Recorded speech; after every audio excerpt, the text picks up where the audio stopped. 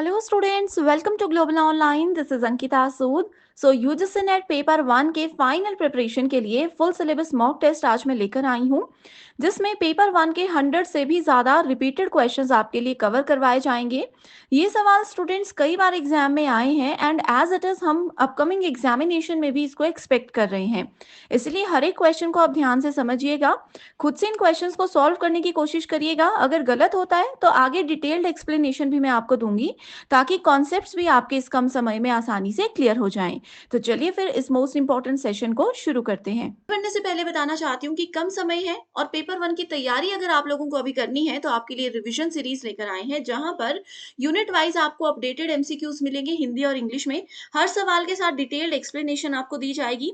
2025 का जो latest pattern है, उसी पैटर्न को ध्यान में रखते हुए ये क्वेश्चंस बनाए गए हैं और आप सभी को रिपीटेड पीवाईक्यूज भी हम प्रोवाइड करवाते हैं, जो कि आगे आने वाले एग्जामिनेशन में फिर से पूछे जा सकते हैं। तो ये 2 नंबर्स दे रही हूँ, इन पर व्हाट्सएप के थ्रू कांटेक्ट करके आप पूरी जानकारी ले सकते हैं। Is not the objective of action research. So action research क्या होता है? जहां पर हमें इमीडिएटली कोई डिसीजन लेना होता है, प्लानिंग का या किसी से परमिशन लेने का समय नहीं होता। लेकिन यहाँ पर नॉट पूछा है तो इस पर ध्यान दीजिएगा। Options are to improve the working condition of school. तो स्कूल की जो भी वर्किंग कंडीशन है, जो भी मैनेजमेंट है, उन सबके लिए एक्शन रिसर्च जरूरी होता है। यहाँ पर नॉट बोला है, इसलिए ये गलत आंसर हो जाएगा। To stimulate the students to raise their standard of learning. Students को बताना कि अपने लर्निंग का स्टैंडर्ड बढ़ाओ। स्कूल मैनेजमेंट अपनी तरफ से पूरे एफर्ट्स कर रहा है एंड उनके स्टैंडर्ड को रेज करने के लिए एक्शन लिया जाता है इमीडिएटली। तो ये भी सही है, बट क्योंकि नॉट कहा है तो ये ऑप्शन गलत होगा। To motivate the students to attend the school. अब देखो, किसी बच्चे को अगर हमें मोटिवेट करना है तो पहले हमें उसके ऊपर बिहेवियरल स्टडी करनी होगी, उसका बिहेवियर समझना होगा, उसका पास्ट समझना होगा। तो ये एकदम से एक्शन लेकर के नहीं हो सकता, इसके लिए प्रॉपर प्लानिंग की जरूरत होती है। एंड लास्ट ऑप्शन है to organise healthy and congenial environment for effective learning. तो इसके लिए भी इमीडिएट एक्शन लिए जा सकते हैं, इसलिए करेक्ट आंसर है ऑप्शन नंबर 3, कि बच्चे को मोटिवेट करने के लिए इमीडिएट एक्शंस लेने की जरूरत नहीं होती। इसमें अच्छे से उनके बिहेवियर को स्टडी किया जाता है, तभी हम देख सकते हैं, तभी हम पता कर सकते हैं कि बच्चे में कहाँ प्रॉब्लम है एंड कैसे उनको मोटिवेट किया जा सके। Next is what is the aim of educational research. So शैक्षिक अनुसंधान क्या होता है और उसकी क्या जरूरत है? Identifying major problems that need to be solved. कोई बड़ी बड़ी प्रॉब्लम्स होती हैं अगर एजुकेशन में, उनको एकदम से सॉल्व अगर हमें करना हो तो उसके लिए एजुकेशनल रिसर्च होता है। गलत है। Searching for the new facts and principle underline the process of education, ये भी गलत आंसर है। न्यू फैक्ट्स और प्रिंसिपल्स जो है प्रोसेस ऑफ एजुकेशन में, ये प्रॉपर प्लानिंग के साथ होते हैं। ठीक है, इसमें बहुत सारी स्टडी करनी पड़ती है, एजुकेशनल रिसर्च रिस्पॉन्सिबल नहीं है। Identifying the AIIMS of education, बिल्कुल सही। एजुकेशनल रिसर्च का यही मतलब है कि कोई बच्चा क्यों पढ़ रहा है, कैसे पढ़ रहा है, उसके क्या एम्स एंड ऑब्जेक्टिव्स हैं। सो इसीलिए करेक्ट आंसर है यहाँ पर option number 3। So first question है, the study of why does stressful living results in heart attack. इस क्वेश्चन में दो टर्म्स दी हैं कि जो भी पर्सन तनावपूर्ण जीवन जीते हैं, उनको हार्ट अटैक आने के चांसेस बढ़ जाते हैं। अब कहा है कि ये कौन सी रिसर्च हमें बताता है। Options are descriptive, explanatory, correlational या फिर फिजिबिलिटी रिसर्च। अब देखो स्टूडेंट्स, ये दो चीजें एक दूसरे पर डिपेंडेंट है कि कोई अगर तनावपूर्ण जीवन जी रहा है तो श्योरिटी है कि उनको हार्ट अटैक आने के चांसेस हैं। इस चीज को रिसर्च में कहा जाता है कॉज एंड इफेक्ट, कि एक चीज की वजह से किसी दूसरे चीज पर प्रभाव उसका पड़ सकता है। एंड जब भी हम रिसर्च में कॉज एंड इफेक्ट की बात करते हैं, इसका मतलब है we are talking about explanatory research, यानी कि व्याख्यात्मक शोध। सो इसका करेक्ट आंसर है option number B. Next question is the research stream of immediate application is. तो वो कौन सा रिसर्च होता है जिसमें इमीडिएटली हमें एक्शन लेना पड़ता है। अब देखो, कई जगह ऐसी होती है, जैसे हॉस्पिटल है या स्कूल मैनेजमेंट है, वहां पर अगर कोई इश्यूज हो जाते हैं तो सोचने समझने का या डिस्कशन करने का मौका नहीं मिलता। वहां पर हम लोगों को इमीडिएटली एक्शन लेना पड़ता है। तो ऐसे में करेक्ट आंसर क्या है? Conceptual research. क्या उस समय अगर हमारे कॉन्सेप्ट क्लियर होंगे तो हम आगे कुछ कर सकते हैं? नहीं। एक्शन रिसर्च, इमीडिएटली हमें वहां पर कुछ ना कुछ निर्णय लेना होता है। फंडामेंटल रिसर्च यानी कि बेसिक रिसर्च, जो कि सिर्फ नॉलेज को गेन करने के लिए इस्तेमाल की जाती है। या फिर एम्पेरिकल रिसर्च, जो कि केस स्टडी के दौरान सबसे ज्यादा इस्तेमाल की जाती है। तो इस क्वेश्चन में करेक्ट आंसर है option number 2, that is action research. अब आप लोगों ने अप्लाइड रिसर्च का नाम भी सुना होगा। एक्शन रिसर्च जो होता है वो अप्लाइड रिसर्च का ही एक टाइप होता है। एंड इमीडिएटली जब भी हमें कोई डिसीजंस लेने होते हैं तो वहां पर ये दोनों ही रिसर्च को यूज किया जाता है। Is the web portal of Swayam Prabha is maintained by. सो स्वयं प्रभा क्या है? ये एक ऑनलाइन प्लेटफॉर्म है, बेस्ट प्लेटफॉर्म है एजुकेशन के लिए। इनका एक वेब पोर्टल है जो कि मेंटेन करता है Doordarshan, Google India office, IIT Kharagpur या फिर इनफ्लिबनेट सेंटर। ओके, स्वयं प्रभा को मेंटेन किया जाता है इनफ्लिबनेट सेंटर के द्वारा। अब यहाँ पर एक होमवर्क क्वेश्चन पहले मैं आपको देती हूँ कि स्वयं प्रभा, इतना तो मैंने बता दिया कि ये हमें डीटीएच चैनल सर्विसेज प्रोवाइड करवाता है, ठीक है। अब होमवर्क क्वेश्चन ये है कि कितने डीटीएच चैनल स्वयं प्रभा हमें देता है एंड कितने सेशंस उसमें डेली रन होते हैं। ये एक ऐसा क्वेश्चन है जो बार बार एग्जाम में आता है। ओके, जैसे कि इस क्वेश्चन में पूछा गया था, करेक्ट आंसर है इनफ्लिबनेट। इनफ्लिबनेट की फुल फॉर्म क्या होती है? इंफॉर्मेशन एंड लाइब्रेरी नेटवर्क, ठीक है। इंफॉर्मेशन एंड लाइब्रेरी नेटवर्क ये होता है INFLIBNET centre. Next question is andragogy is also refer to as. Teaching aptitude का ये एक बहुत इंपॉर्टेंट टॉपिक है।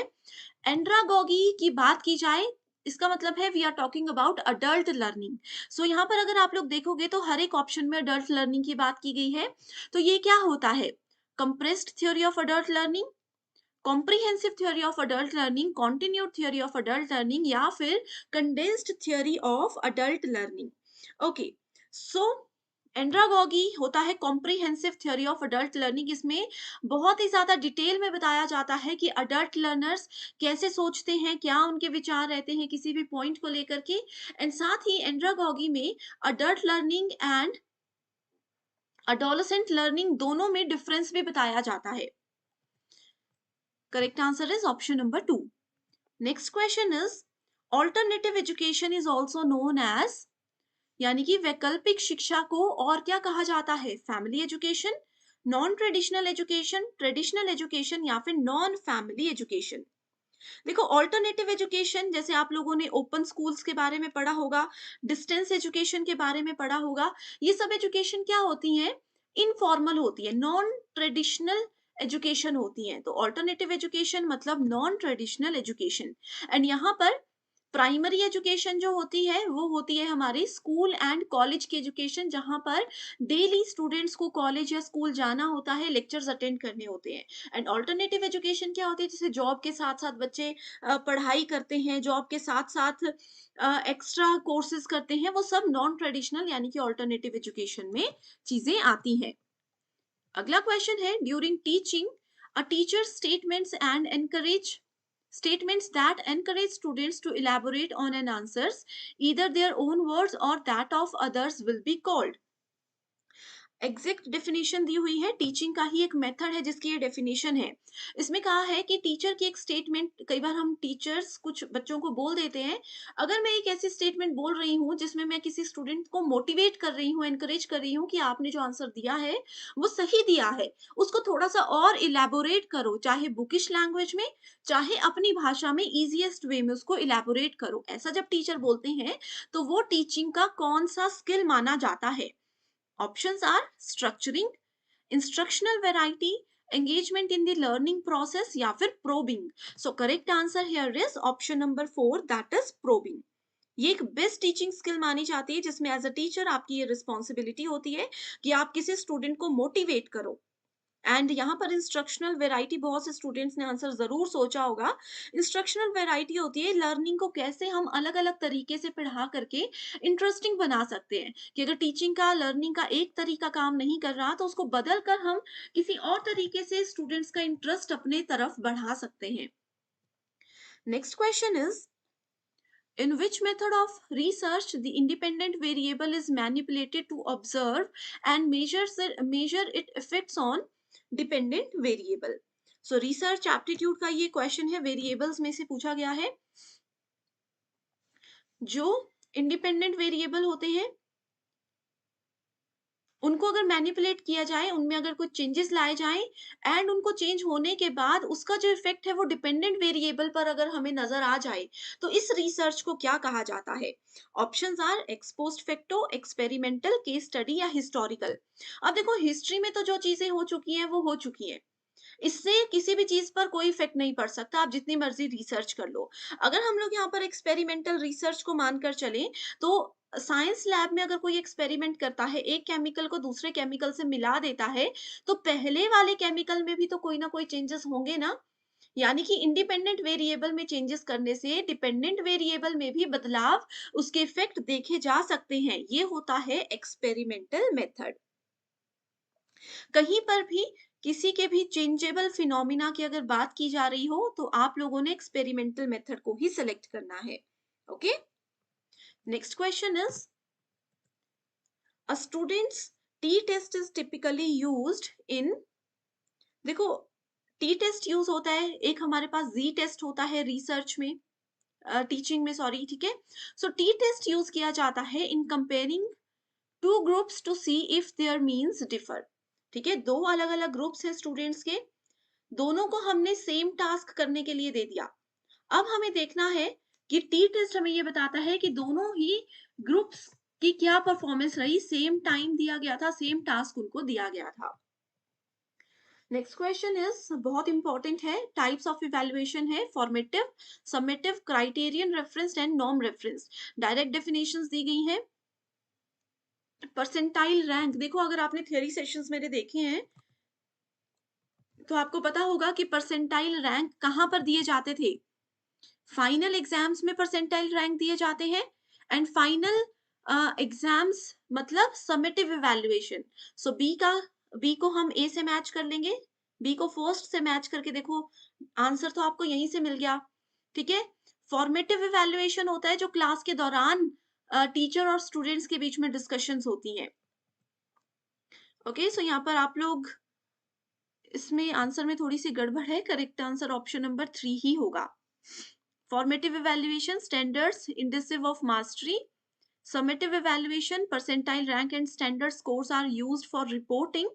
Criterion reference में क्राइटेरिया सेलेक्ट कर दिया जाता है, जैसे मैंने मान लिया कि जिन स्टूडेंट्स के 60% से ज्यादा मार्क्स होंगे सिर्फ मैं उन्हीं को पास करूंगी, तो ये क्राइटेरिया जहां पर सेट कर दिया जाता है, इट्स इंटेंशन टू जज लर्निंग स्टैंडर्ड्स। ठीक है, एंड नॉर्म रेफरेंस क्या करता है, एक स्टूडेंट के परफॉर्मेंस को दूसरे स्टूडेंट्स के परफॉर्मेंस के साथ कंपेयर किया जाता है। The intention of using it is to identify scope and potential for improvement. Next question is also very important. The phrase TL modeling of teaching implies that TL, अब देखो teaching learning बहुत easy है, teaching learning model जो होता है वो क्या बताता है, वो हमें सिर्फ यही बताता है कि teaching and learning are integrally related acts. ठीक है, अब ये कैसे पॉसिबल है, अगर एक टीचर अच्छा पढ़ा रहा है तो दिखती सी बात है कि स्टूडेंट्स का स्कोर अच्छा रहेगा, स्टूडेंट्स का रिजल्ट भी अच्छा आएगा, तो इसीलिए ये दोनों चीजें इंटीग्रली एक दूसरे से रिलेटेड होती हैं। Next is teaching differs from training and conditioning in so far as it promotes। Teaching और ट्रेनिंग मैंने डिफरेंस आपको बताए हैं कि दोनों चीजें एक दूसरे से अलग होती है। किस बेसिस पे, discipline drill, critical thinking, study association या फिर मास्टरी ऑफ फैक्ट्स। ठीक है, सो ये क्रिटिकल थिंकिंग के लेवल पर चीजें एक दूसरे से बिल्कुल हमेशा अलग रहती है। टीचिंग में एक टीचर आकर के स्टूडेंट्स को नॉलेज देते हैं, उनके साथ अपना नॉलेज शेयर करते हैं, उनको कुछ नया सिखाते हैं। ट्रेनिंग एक शॉर्ट पीरियड के लिए चलता है, 1 ईयर या फिर कुछ मंथ्स के लिए। एंड कंडीशनिंग क्या होता है, जो ऑलरेडी इनबिल्ट या फिर ऑलरेडी चीजें किसी स्टूडेंट के पास हैं, उनको जो नॉलेज है उस चीज को एक बेटर वे में लेकर जाना। सो क्रिटिकल थिंकिंग ही इन चीजों को आपस में अलग करती है। Next question is a proposal that may provisionally serve as a starting point for further research is known as। ठीक है, सो इसको कहा जाता है हाइपोथेसिस, थ्योरी, मॉडल या फिर प्रिंसिपल। रिसर्च को स्टार्ट करने के लिए एक इनिशियल लेवल पर इसको यूज किया जाता है, ये होता है hypothesis. Hypothesis steps of research में एक बहुत इंपॉर्टेंट रोल प्ले करता है। अब देखो, सबसे पहला रिसर्च में होता है आप लोगों को प्रॉब्लम के बारे में पता होना चाहिए जिसका सॉल्यूशन आप लोग ढूंढना चाहते हो। उसके बाद क्या हो जाता है, आप लोगों को हाइपोथेसिस भी जनरेट करना पड़ता है, परिकल्पना करनी पड़ती है कि अब इसका सॉल्यूशन लेने के लिए ये ट्रिक ट्राई करें, ये करें या फिर ये करें। तो एक हाइपोथेसिस एक ऐसा स्टेप होता है जहां से हमें आगे का रास्ता क्लियरली मिल जाता है। Next is arrange the following steps in the process of hypothesis testing in proper sequence। so hypothesis testing के भी कुछ steps होते हैं। वैसे तो देखो, मैंने आपको बताया है कि steps of research होते हैं, उसी का एक पार्ट होता है hypothesis। अब hypothesis करने का भी कुछ rules होते हैं, कुछ steps होते हैं जो इस पेपर में पूछे गए हैं। ये सब प्रीवियस ईयर क्वेश्चंस हैं। ओके, सो हाइपोथेसिस के लिए सबसे पहले हमें सेटअप करना होता है नल या ऑल्टरनेटिव हाइपोथेसिस को। अगर इस चीज को हमने सेटअप कर लिया तो आगे की चीजें इजी हो जाती हैं। यहां से देखेंगे तो ये दो ऑप्शंस हमारे गलत हैं। उसके बाद select the level of significance, महत्व का स्तर हमें देखना है कि किस लेवल पर कितना इंपॉर्टेंस हमें किसी चीज को देना है। अगला है फिर हमारे पास सी या ई, दो ऑप्शंस है, ठीक है। तो सी बोलता है एस्टैब्लिश द डिसीजन रूल, निर्णय नियम को स्थापित करना कि ये हमारा डिसीजन रूल है, हमें इतने के बीच में ही काम करना है। या फिर अगला है सिलेक्ट टेस्ट स्टेटिस्टिक्स। तो करेक्ट आंसर होगा यहाँ पर कि हम सिग्निफिकेंस के लेवल को सेलेक्ट करने के बाद टेस्ट के स्टेटिस्टिक को सेलेक्ट करते हैं। अब हाइपोथेसिस सेलेक्ट करने के बाद हमें उसकी टेस्टिंग भी करनी जरूरी होती है, तभी उसको फाइनलाइज किया जा सकता है कि क्या जो हाइपोथेसिस हम सही मान रहे हैं वो एक्चुअल में सही है या नहीं है। ये टेस्टिंग बहुत ज्यादा जरूरी होती है। ओके, सो इसलिए करेक्ट आंसर क्या है, ऑप्शन नंबर 4। इसके बाद आप देख सकते हो, इसके बाद आता है establish the decision rule, then we have performance computations and last में कंक्लूजन को ड्रॉ किया जाता है। Next question is when a sample is chosen because it is available to the researcher, it is known as what. So it is known as probability sampling, convenience sampling, systematic या फिर objective sampling. तो देखो, objective sampling नाम का तो कोई भी point research में होता ही नहीं है, ठीक है। कन्वीनियंस क्या होता है, आपके पास, अब मैं आपको बोल रही हूँ ना कि आप कल मुझसे मिलना। अब आप पूछोगे कि किस समय मिलना, मैं बोलूंगी अपने कन्वीनियंस के हिसाब से कभी भी आ जाना मुझसे मिलने। तो कन्वीनियंस होता है कि जो बेस्ट टाइम आपको सूट करता है, जो बेस्ट अवेलेबल फ्री टाइम आपके पास है। तो कन्वीनियंस सैम्पलिंग भी ऐसे ही होता है जो अवेलेबल है। अब आपने रिसर्च के लिए कुछ ज्यादा दिमाग नहीं लड़ाया, आपके पास जो अवेलेबल चीजें थी आपने उनको उठा लिया और अपना रिसर्च क्या कर दिया, डायरेक्टली स्टार्ट फिर यहां से कर दिया। ओके, सो ये बहुत इंपॉर्टेंट क्वेश्चन है, आगे भी हम सैम्पलिंग को डिटेल में देखेंगे। कन्वीनियंस सैम्पलिंग करेक्ट है। Which of the following curriculum development models come under technical scientific model? So देखो, technical scientific model इतना important तो नहीं है, but फिर भी ये है ताबाज मॉडल, ये एक प्रीवियस ईयर क्वेश्चन है। Next question is reflective level teaching is different from memory level because the pattern of communication that is involved in reflective level teaching is basically what? So आपको पता है teaching के 3 levels होते हैं, reflective, memory सबसे छोटा होता है memory, then we have reflective level, ठीक है, सबसे छोटा मेमोरी, सबसे हाईएस्ट लेवल होता है रिफ्लेक्टिव लेवल, एंड मिडल में आता है अंडरस्टैंडिंग लेवल ऑफ टीचिंग। तो इसमें कहा है कि रिफ्लेक्टिव लेवल जो है वो मेमोरी लेवल से बहुत अलग होता है, बिल्कुल सही। अब इसका कारण क्या है, because the pattern of communication that is involve in reflective level is basically, it is basically transactional, ठीक है। ये क्या होता है, ट्रांजेक्शनल मॉडल होता है। तो यहां से एक चीज क्लियर हो गई कि रिफ्लेक्टिव लेवल आपका ट्रांजेक्शनल होता है।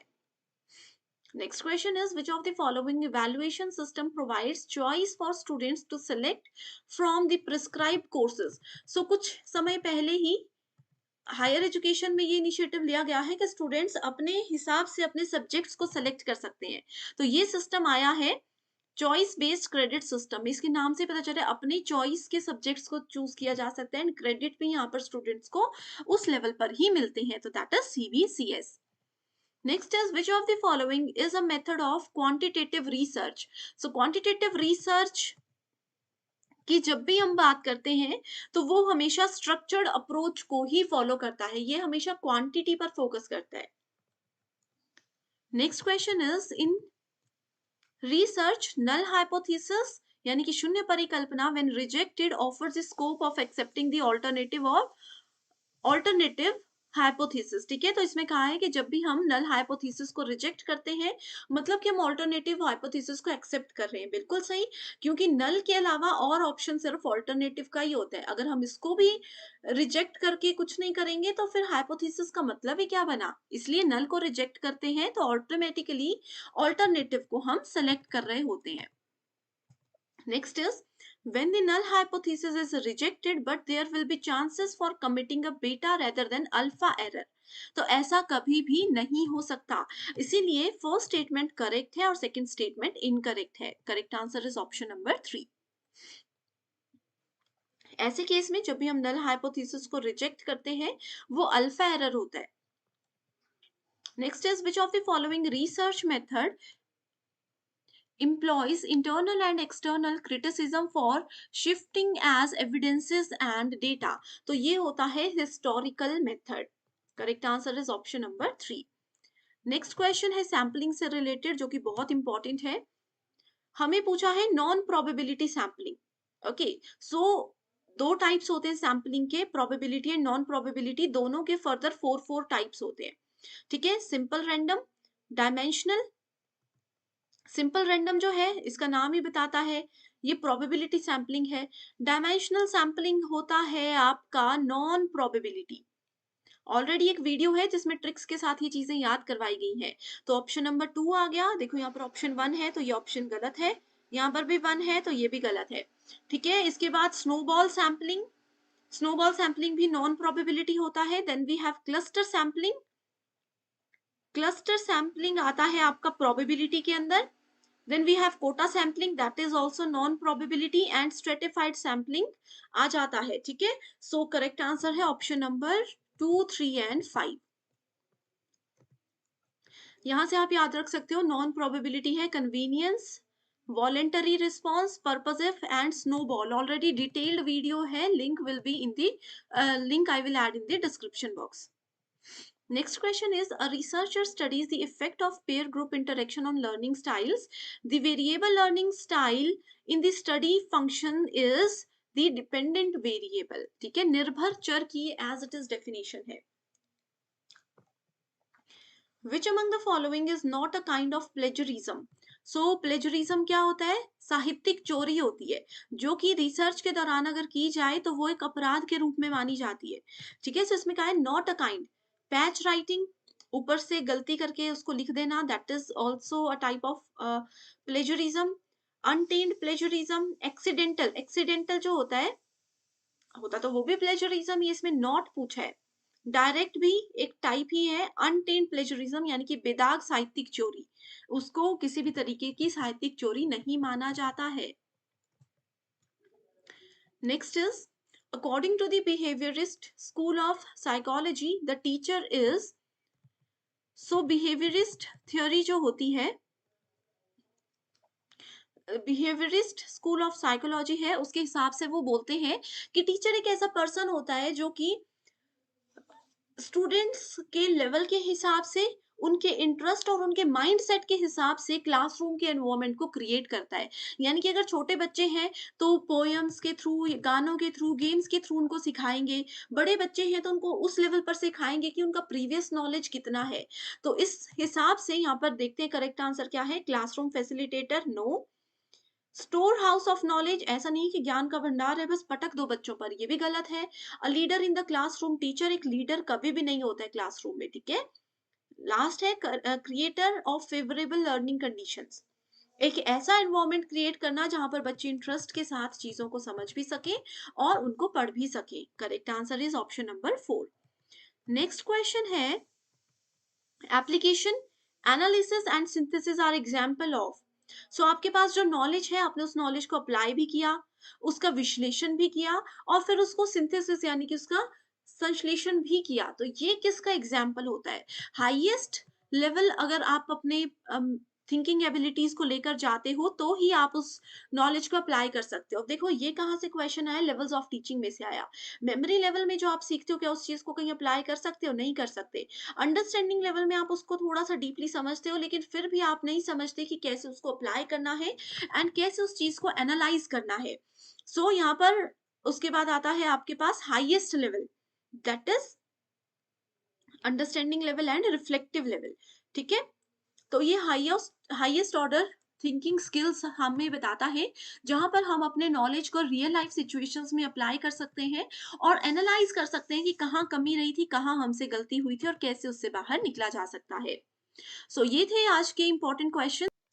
इसी के साथ स्टूडेंट्स पेपर 1 प्रिपरेशन के साथ पेपर 2 पर भी ध्यान रखिए। पेपर 2 आपका सब्जेक्ट रिलेटेड है, बट एग्जाम में कैसे क्वेश्चंस आते हैं इसके लिए स्टडी मटेरियल लेकर आए हैं, where you will get notes and MCQs, जहां पर previous year questions, repeated and expected questions हैं। यहाँ पर सब्जेक्ट्स की लिस्ट आपके सामने है, गिवन नंबर्स पर कॉन्टैक्ट करके इसको ज्वाइन कर लीजिए। इसके लिए सिर्फ एक ही बार फीस देनी है, 1280 रुपए। मैं आपको श्योरिटी देती हूँ कि जब तक आपका एग्जाम और इंटरव्यू क्वालिफाई नहीं हो जाता तब तक आप इसका बेनिफिट उठा सकते हो। सिर्फ एक ही बार आपके एनरोल होना है, वो भी गिवन नंबर्स पर कॉन्टैक्ट। फर्स्ट क्वेश्चन है, Takshashila is an important archaeological site and UNESCO declared it to a world heritage site in the year what? So Takshashila ancient Indian university है जो कि बुद्धिस्ट एजुकेशन के लिए बहुत ही ज्यादा फेमस थी। इस यूनिवर्सिटी को अब एज एन यूनिवर्सिटी तो कंसिडर नहीं किया जाता, ये यूनेस्को के द्वारा वर्ल्ड हेरिटेज साइट कंसिडर कर दी गई है। कौन से ईयर में ये डिक्लेरेशन हुआ था, इस एग्जाम में इस क्वेश्चन में पूछा गया है। अब देखो स्टूडेंट्स, ऑप्शंस है 1980, 90, 92 और 78। सो इसका करेक्ट आंसर बताने से पहले आपको ये भी बता देती हूँ कि तक्षशिला के साथ साथ नालंदा यूनिवर्सिटी को भी यूनेस्को ने वर्ल्ड हेरिटेज साइट बना दिया था, एंड ये question as it is exam में आएगा। इसको 2009 में डिक्लेयर किया गया था एंड तक्षशिला को 1980 में वर्ल्ड हेरिटेज साइट डिक्लेयर कर दिया गया था। Next question is, which of the following universities through all university examinations open to girl in 1883? So देखो गर्ल्स के लिए कौन सी यूनिवर्सिटी ने सारे एग्जामिनेशंस जो हैं वो खोल दिए थे, यानी कि गर्ल्स को किसी भी तरीके के कॉलेज में एंट्री लेने के लिए एंट्रेंस एग्जामिनेशन नहीं देना पड़ता था। 1883 में ये कौन सी यूनिवर्सिटी ने शुरुआत की थी? ये इलाहाबाद थी, बॉम्बे यूनिवर्सिटी, दिल्ली यूनिवर्सिटी या फिर यूनिवर्सिटी ऑफ मद्रास। सो इस क्वेश्चन का करेक्ट आंसर है university of Madras. Okay, okay students, यहाँ पे यूनिवर्सिटी ऑफ मद्रास नहीं होगा, करेक्ट आंसर है university of Bombay, option number 2। अब देखो यूनिवर्सिटी ऑफ मद्रास 1881 में काम किया था, सेम काम उन्होंने किया था। और बॉम्बे यूनिवर्सिटी ने 1883 में गर्ल्स के लिए सारे एग्जामिनेशन, एंट्रेंस एग्जामिनेशन बंद कर दिए थे। उसके बाद एक और इम्पॉर्टेंट पॉइंट है कि 1877 में कलकत्ता यूनिवर्सिटी, कलकत्ता यूनिवर्सिटी ने जो मैट्रिकुलेशन यानी कि मैट्रिक्स का एग्जामिनेशन होता है वो भी गर्ल्स के लिए बंद करवा दिया था। तो ये कुछ इंपॉर्टेंट डेट्स हैं। Next question is, in ancient India education was free? क्या पुराने समय में जो एजुकेशन होती थी वो बिल्कुल फ्री होती थी? बिल्कुल सही है। सेकेंड स्टेटमेंट है, in ancient India education was centralised. So देखो सेंट्रलाइज्ड एजुकेशन नहीं होती थी, एजुकेशन हमेशा नॉन सेंट्रलाइज्ड होती थी। इसमें बच्चों को बहुत ज्यादा कंफ्यूजन रहता है। अब देखो क्या होता था, सेंट्रलाइज्ड होता है कि किसी सिर्फ एक ही सब्जेक्ट का बच्चों को पढ़ाया जाएगा। जैसे आजकल सेंट्रलाइज्ड एजुकेशन होती है, कोई नॉन मेडिकल का बच्चा है उसको सिर्फ नॉन मेडिकल का ही नॉलेज होगा, बाकी चीजों के बारे में कुछ नहीं पता होगा। लेकिन अब उस समय एजुकेशन नॉन सेंट्रलाइज्ड होती थी, यानी कि आपकी इनर नॉलेज के साथ साथ, इनर डेवलपमेंट के साथ साथ आपकी आउटर डेवलपमेंट भी होती थी। आपके सब्जेक्ट्स के साथ साथ आपको एक्स्ट्रा वेद पुराण भी पढ़ाए जाते थे। इसलिए स्टेटमेंट 2 बिल्कुल गलत है और statement 1 is absolutely correct. Next question is, which of the following are logical steps for an instruction design system under MOOC? सो सबसे पहले मूक का पता होना चाहिए। मूक क्या होता है? मैसिव ओपन ऑनलाइन कोर्सेज होते हैं, यहाँ पर कभी भी कोई भी स्टूडेंट किसी भी कोर्स के लिए इजीली एनरोल हो सकते हैं। ओके, सो इसमें इंस्ट्रक्शंस दी जाती है, इंस्ट्रक्शनल डिजाइन के कुछ स्टेप्स होते हैं जो कि पूछे गए हैं। Policy analysis, need analysis, content analysis, learner analysis and assignment analysis. अब देखो ये वाला क्वेश्चन इतना ज्यादा इंपॉर्टेंट क्यों है? क्योंकि मूक एक ऐसा टॉपिक है जो कि आपका higher education, ICT, people development and environment सब जगह पूछा जाता है। तो सबसे पहले एक पर्सन को पता होना चाहिए कि उनकी नीड्स क्या-क्या है। अगर आपको पता होगा आपकी क्या ज़रूरत है, क्या सीखना चाहते हो, तभी आप आगे बढ़ पाओगे। पहले नीड एनालिसिस है, then we have content analysis, then learner analysis, और यहाँ पर आप देख सकते हो ये 3 ही स्टेप्स इसमें होते हैं। Next question is, the University of Calcutta, Bombay and Madras were to set up on the model of what?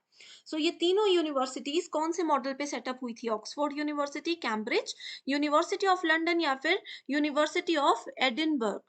So correct answer से पहले ईयर बता देती हूँ कि जो भी ये सेटअप हुआ था ये 1857 में सेटअप हुआ था, एंड यूनिवर्सिटी कैम्ब्रिज यूनिवर्सिटी के पैटर्न को इसमें फॉलो किया गया था।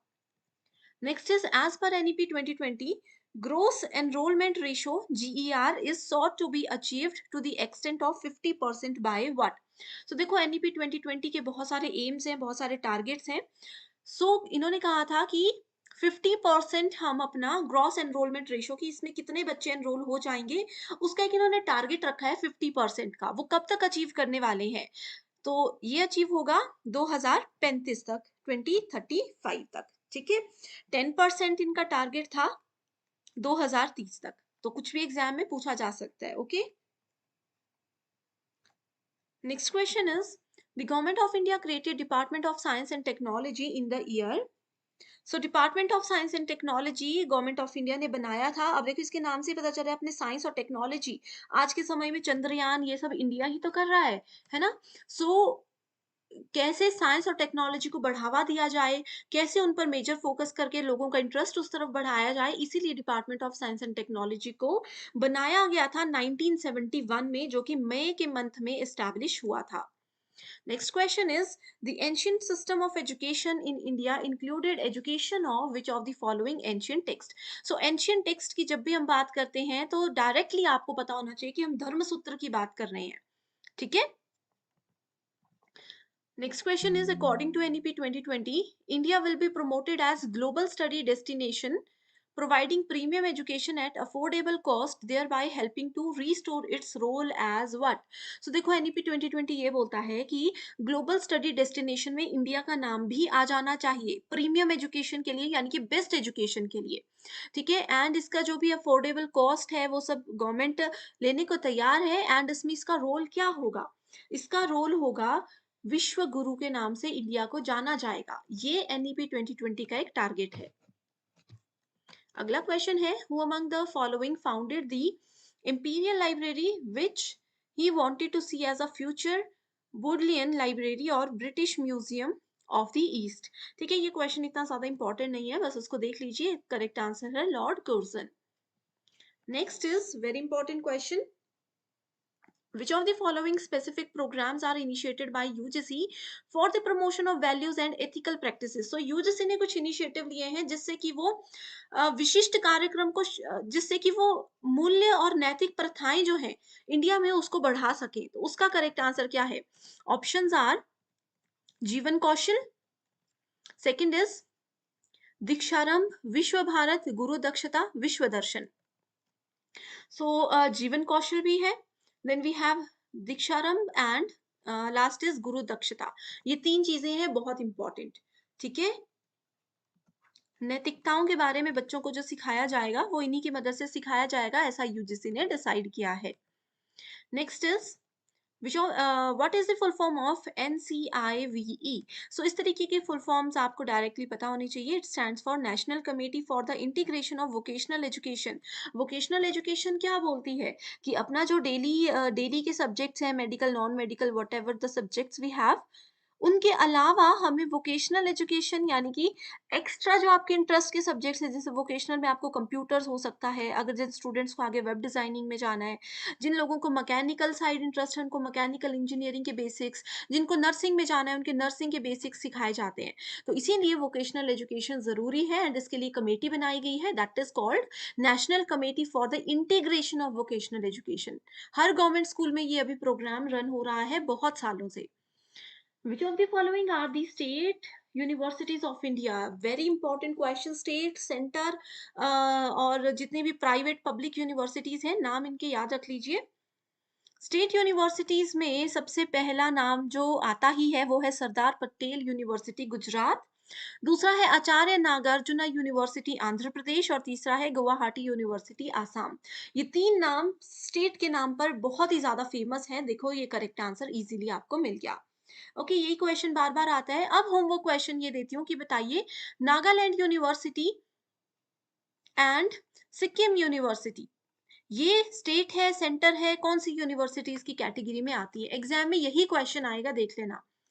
Okay, next is which of the following are included among the institutes of agricultural research? Agricultural research के इंस्टीट्यूट में कौन कौन से आते हैं नाम? ये आते हैं Indian council of agricultural research, Indian institute of food technology and Indian dairy research institution. यहाँ पर किसी भी तरीके की एग्रीकल्चरल मार्केटिंग के बारे में नहीं है, ठीक है? बाकी ऑप्शंस बहुत इजी थे। According to NEP 2020, the first vertical of Higher Education Commission of India will be the, so इनके हिसाब से एजुकेशन को बेहतर बनाने के लिए सबसे पहला वर्टिकल क्या होना चाहिए? ये होना चाहिए नेशनल एजुकेशन रेगुलेटरी काउंसिल, कि नेशनल लेवल की एजुकेशन जो है उसको रेगुलेट, उसको शुरू कैसे किया जाए, इन सब चीजों का प्लान करना। Okay, so NHERC is the correct answer. दूसरी शिफ्ट में ये क्वेश्चन ऐसे पूछा गया था कि नेशनल एजुकेशन रेगुलेटरी काउंसिल जो है ये किस कमीशन के द्वारा NEP के अंडर डिक्लेयर की गई थी? तो आपका आंसर होना चाहिए हायर एजुकेशन कमीशन के अंदर, ठीक है? Next is Zhuang visited India and became student of Takshila University। तो क्या ये सही है? बिल्कुल ठीक है, ये बिल्कुल गलत है क्योंकि जुआंग तक्षशिला यूनिवर्सिटी के स्टूडेंट नहीं थे। Xuanzang visited India and became student of Yoga Shastra, ये ऑप्शन बिल्कुल सही है। वो तक्षशिला में नहीं पढ़े थे, वो योग शास्त्र के स्टूडेंट थे, ठीक है? So correct answer is option number 4। NITI Aayog, very interesting and very important topic. So NITI Aayog is neither a constitutional nor statutory body. बिल्कुल सही है, ना ये कॉन्स्टिट्यूशनल है ना स्टेट्यूटरी बॉडी है। ये कौन सी बॉडी है? ये प्लानिंग कमीशन। देखो पहले हमारे पास एक प्लानिंग कमीशन होता था, बताइए कौन से ईयर में प्लानिंग कमीशन को बंद कर दिया गया, खत्म कर दिया गया? प्लानिंग कमीशन होता था उसको बंद कर दिया गया और उसी साल कुछ ही समय में नीति आयोग को चालू कर दिया गया। तो नीति आयोग भी प्लान करता है, लेकिन ना ये स्टेट्यूटरी बॉडी है ना ही कॉन्स्टिट्यूशनल है।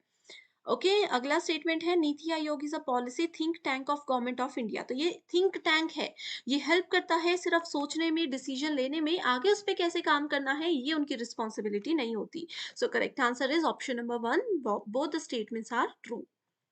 Next is IGNOU host secretariats of the SAARC consortium on open and distance learning, जिसको सैकोडिल कहा जाता है, and the global mega university network initially supported by. So ये दो इनिशिएटिव की बात की गई है, SACODiL and global mega university network. इन दोनों को सपोर्ट किसने किया था? इन दोनों को यूनेस्को ने सपोर्ट किया था एंड होस्ट किया था इग्नू ने। तो ये क्वेश्चन भी एज इट इज गोल गोल करके पूछा गया है 2 से 3 बार।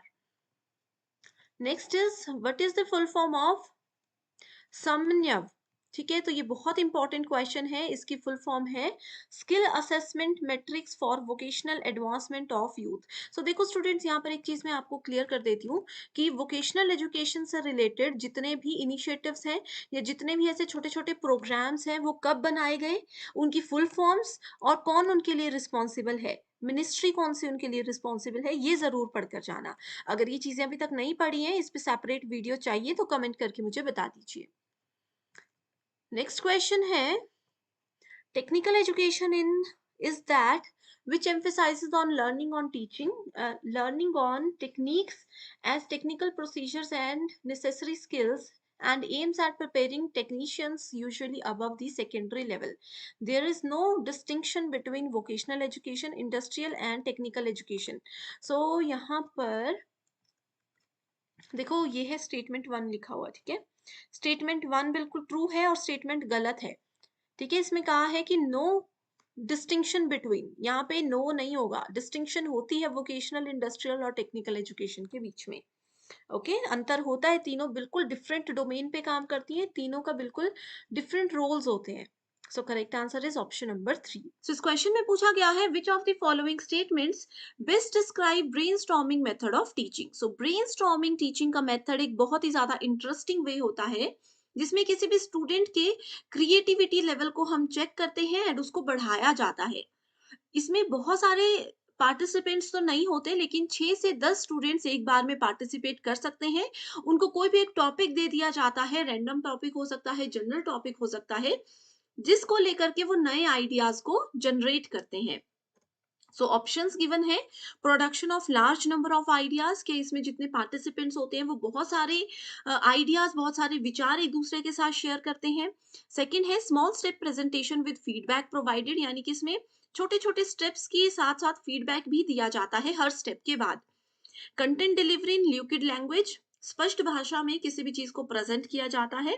Theme based interaction among the participant की जितने भी, जैसे मैंने आपको बताया 5-6 लोग होते हैं, उनका एक ग्रुप होता है, उनको कोई थीम दे दी जाती है, उसी के ऊपर डिस्कशन होता है।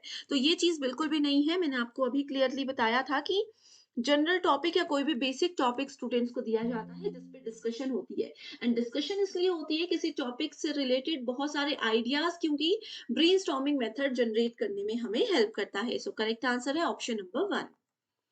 Next question is the channel of Swayam Prabha are uplink from BISAG. Okay, so यहाँ पर कहा है कि स्वयं प्रभा के जितने भी 40 डीटीएच चैनल है लेटेस्ट डेटा के हिसाब से वो बायसैग के द्वारा अपलिंक किया जाता है, वही इसको हैंडल करते हैं। तो बायसैग कहाँ पर सिचुएटेड है? औरंगाबाद, हैदराबाद, गांधीनगर या बेंगलोर? तो ये बेसिक स्टेटमेंट है, पहली लाइन होती है स्वयं प्रभा की कि बायसैग गांधीनगर के द्वारा मैनेज और हैंडल किया जाता है। एंड पहले आपने देखा होगा इसमें 32 डीटीएच चैनल्स थे, फिर इसको बढ़ा करके 34 किया गया और 2023 में ये 40 डीटीएच चैनल्स को हैंडल करता है। Next is which of the following statements best describe summative evaluation in evaluation procedures. तो यहाँ पर योगात्मक मूल्यांकन की बात की गई है। अब किसी भी चीज की समरी कब होती है? किसी, हम बोलते हैं ना कि पूरा चैप्टर आज मैंने आपको पढ़ा लिया, पूरा टॉपिक एक यूनिट मैंने आपको पढ़ा लिया और मैंने बोला समराइज करो। समरी किसी चीज की एंड में होती है। वैसे ही इवैल्यूएशन जो है, समेटिव इवैल्यूएशन, वो हमेशा एंड में ही काम करता है। अब एंड में क्या होता है, आप लोगों का पूरा साल खत्म हो गया, एंड में आपके फाइनल एग्जाम होते हैं। ठीक है, तो ये समेटिव इवैल्यूएशन होता है जो आपके फाइनल एग्जामिनेशन होते हैं। सो ऑप्शंस देखते हैं। The teacher clarifies the doubts of the students in the class itself. तो क्लास में तो नहीं होता, मैंने अभी बताया, एंड में होता है। आगे है a teacher awards grades to the students after having transacted the course work, कि कोर्स पूरा होने के बाद स्टूडेंट्स को मार्क्स या ग्रेड्स दिए जाते हैं टीचर के द्वारा। तीसरा ऑप्शन है during interaction with students in classroom teacher provide feedback. तो जिस भी इवैल्यूएशन में फीडबैक दिया जाता है उसको समेटिव इवैल्यूएशन कहते हैं। ये पूछा है थर्ड ऑप्शन में। The learners motivation is raised bye teacher through question answer session during feedback. तो फीडबैक के दौरान टीचर जो है स्टूडेंट्स को मोटिवेट करते हैं, ये समेटिव इवैल्यूएशन कहता है।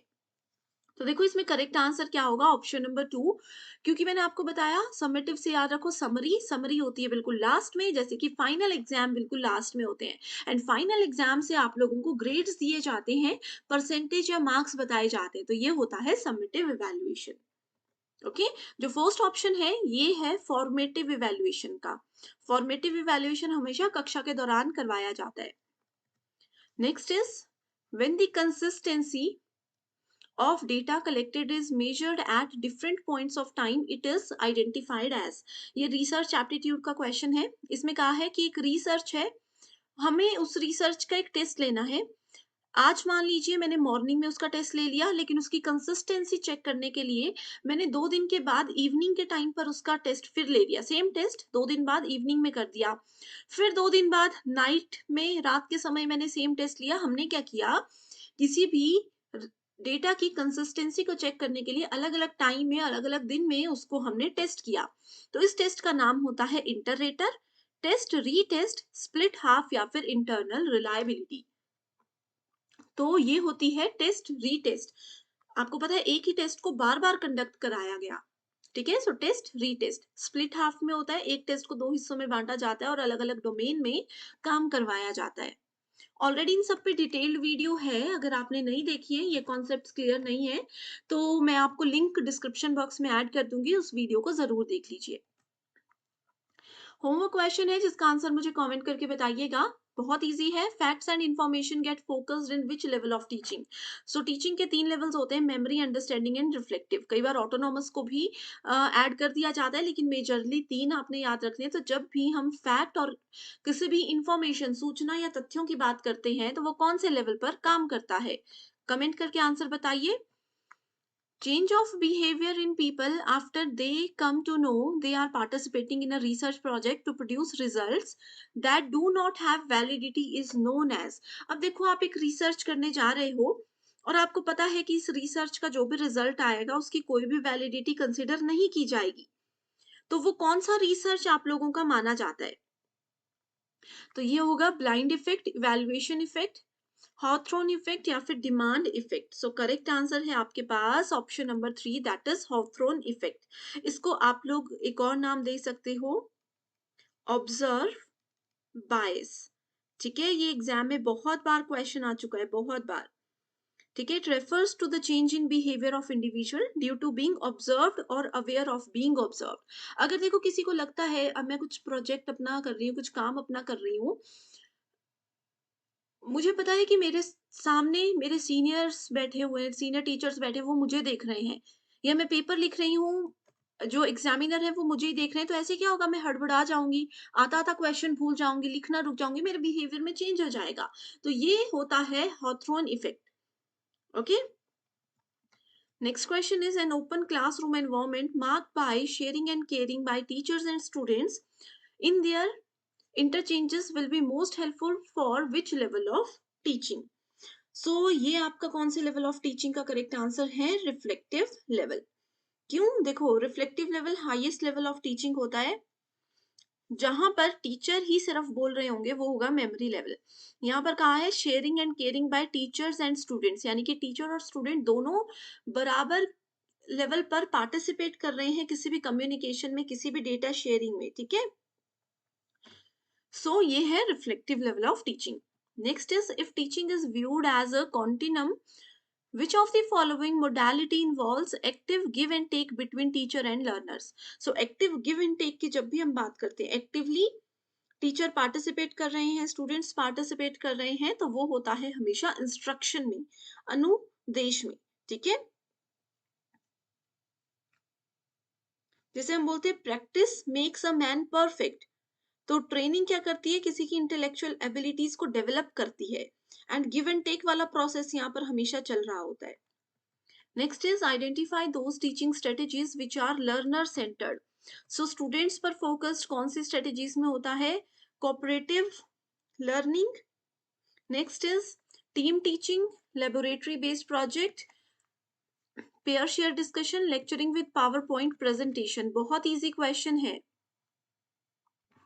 ओके, सो सबसे पहले कोऑपरेटिव लर्निंग की इसमें कहते हैं कि कोऑपरेट किया जाए, टीचर और स्टूडेंट्स दोनों को कोऑपरेट करना चाहिए एक दूसरे के साथ, तो ये लर्नर सेंटर्ड होता है। ठीक है, उसके बाद आता है टीम टीचिंग। नहीं, इसमें बहुत सारे टीचर्स एक बड़ी क्लास में आते हैं और एक साथ सब पढ़ाते हैं। लेबोरेटरी बेस्ड प्रोजेक्ट, लैब वगैरह में जो होते हैं, उसमें क्या होता है, 3-3 4-4 बच्चों का ग्रुप्स बनाया जाता है, वो खुद प्रोजेक्ट को पर काम करते हैं। पेयर शेयर डिस्कशन, ग्रुप्स बनाए जाते हैं और उनको कहा जाता है कि जैसे एक टास्क दे दिया इस ग्रुप को, एक टास्क दे दिया इस ग्रुप को, और लास्ट में बोला जाता है सब इंडिविजुअली काम करो या छोटे छोटे ग्रुप्स में काम करो और आपस में सारा डेटा शेयर कर दो। लेक्चरिंग जो है वो टीचर सेंटर्ड होता है। सो करेक्ट आंसर है A, C and D, that is option number 3। Next is in which of the following, देखो स्टूडेंट्स, अगर आप लोगों को इस ये वाली पीपीटी चाहिए तो बस मुझे कमेंट करके बता दीजिए, मैं आपके साथ लिंक शेयर कर दूंगी। In which of the following sampling methods employed in research and the units comprising the samples are given equal and independent chance। so कहाँ पर सैंपल में, सैम्पलिंग में इक्वल और इंडिपेंडेंट चांस दिया जाता है हर एक पर्सन को? अब देखो, इक्वल और इंडिपेंडेंट चांस की बात यहाँ पर की गई है, यानी कि ये नॉन प्रोबेबिलिटी सैम्पलिंग टेक्निक की बात हो रही है। ठीक है, एंड यहाँ पर कहा है sampling method employed in research and units में डिवाइड किया जाता है। 1000 लोग हैं, 1000 लोगों को छोटे छोटे मॉड्यूल्स में डिवाइड कर दिया जाएगा। मैंने आपको ऑलरेडी बताया है, सैम्पलिंग में ये जो छोटे छोटे हिस्से होते हैं, इनको मॉड्यूल्स नहीं, इनको क्लस्टर बोलते हैं। तो इसका करेक्ट आंसर भी होगा क्लस्टर सैम्पलिंग। स्मॉल यूनिट्स कहा है ना, तो डायरेक्टली क्लस्टर्स आपको पता लगना चाहिए। तो ये ऐसे कुछ कीवर्ड्स और ट्रिक्स होते हैं जहां से आपको कॉन्सेप्ट चाहे नहीं भी क्लियर हो फिर भी आप आंसर ढूंढ सकते हो।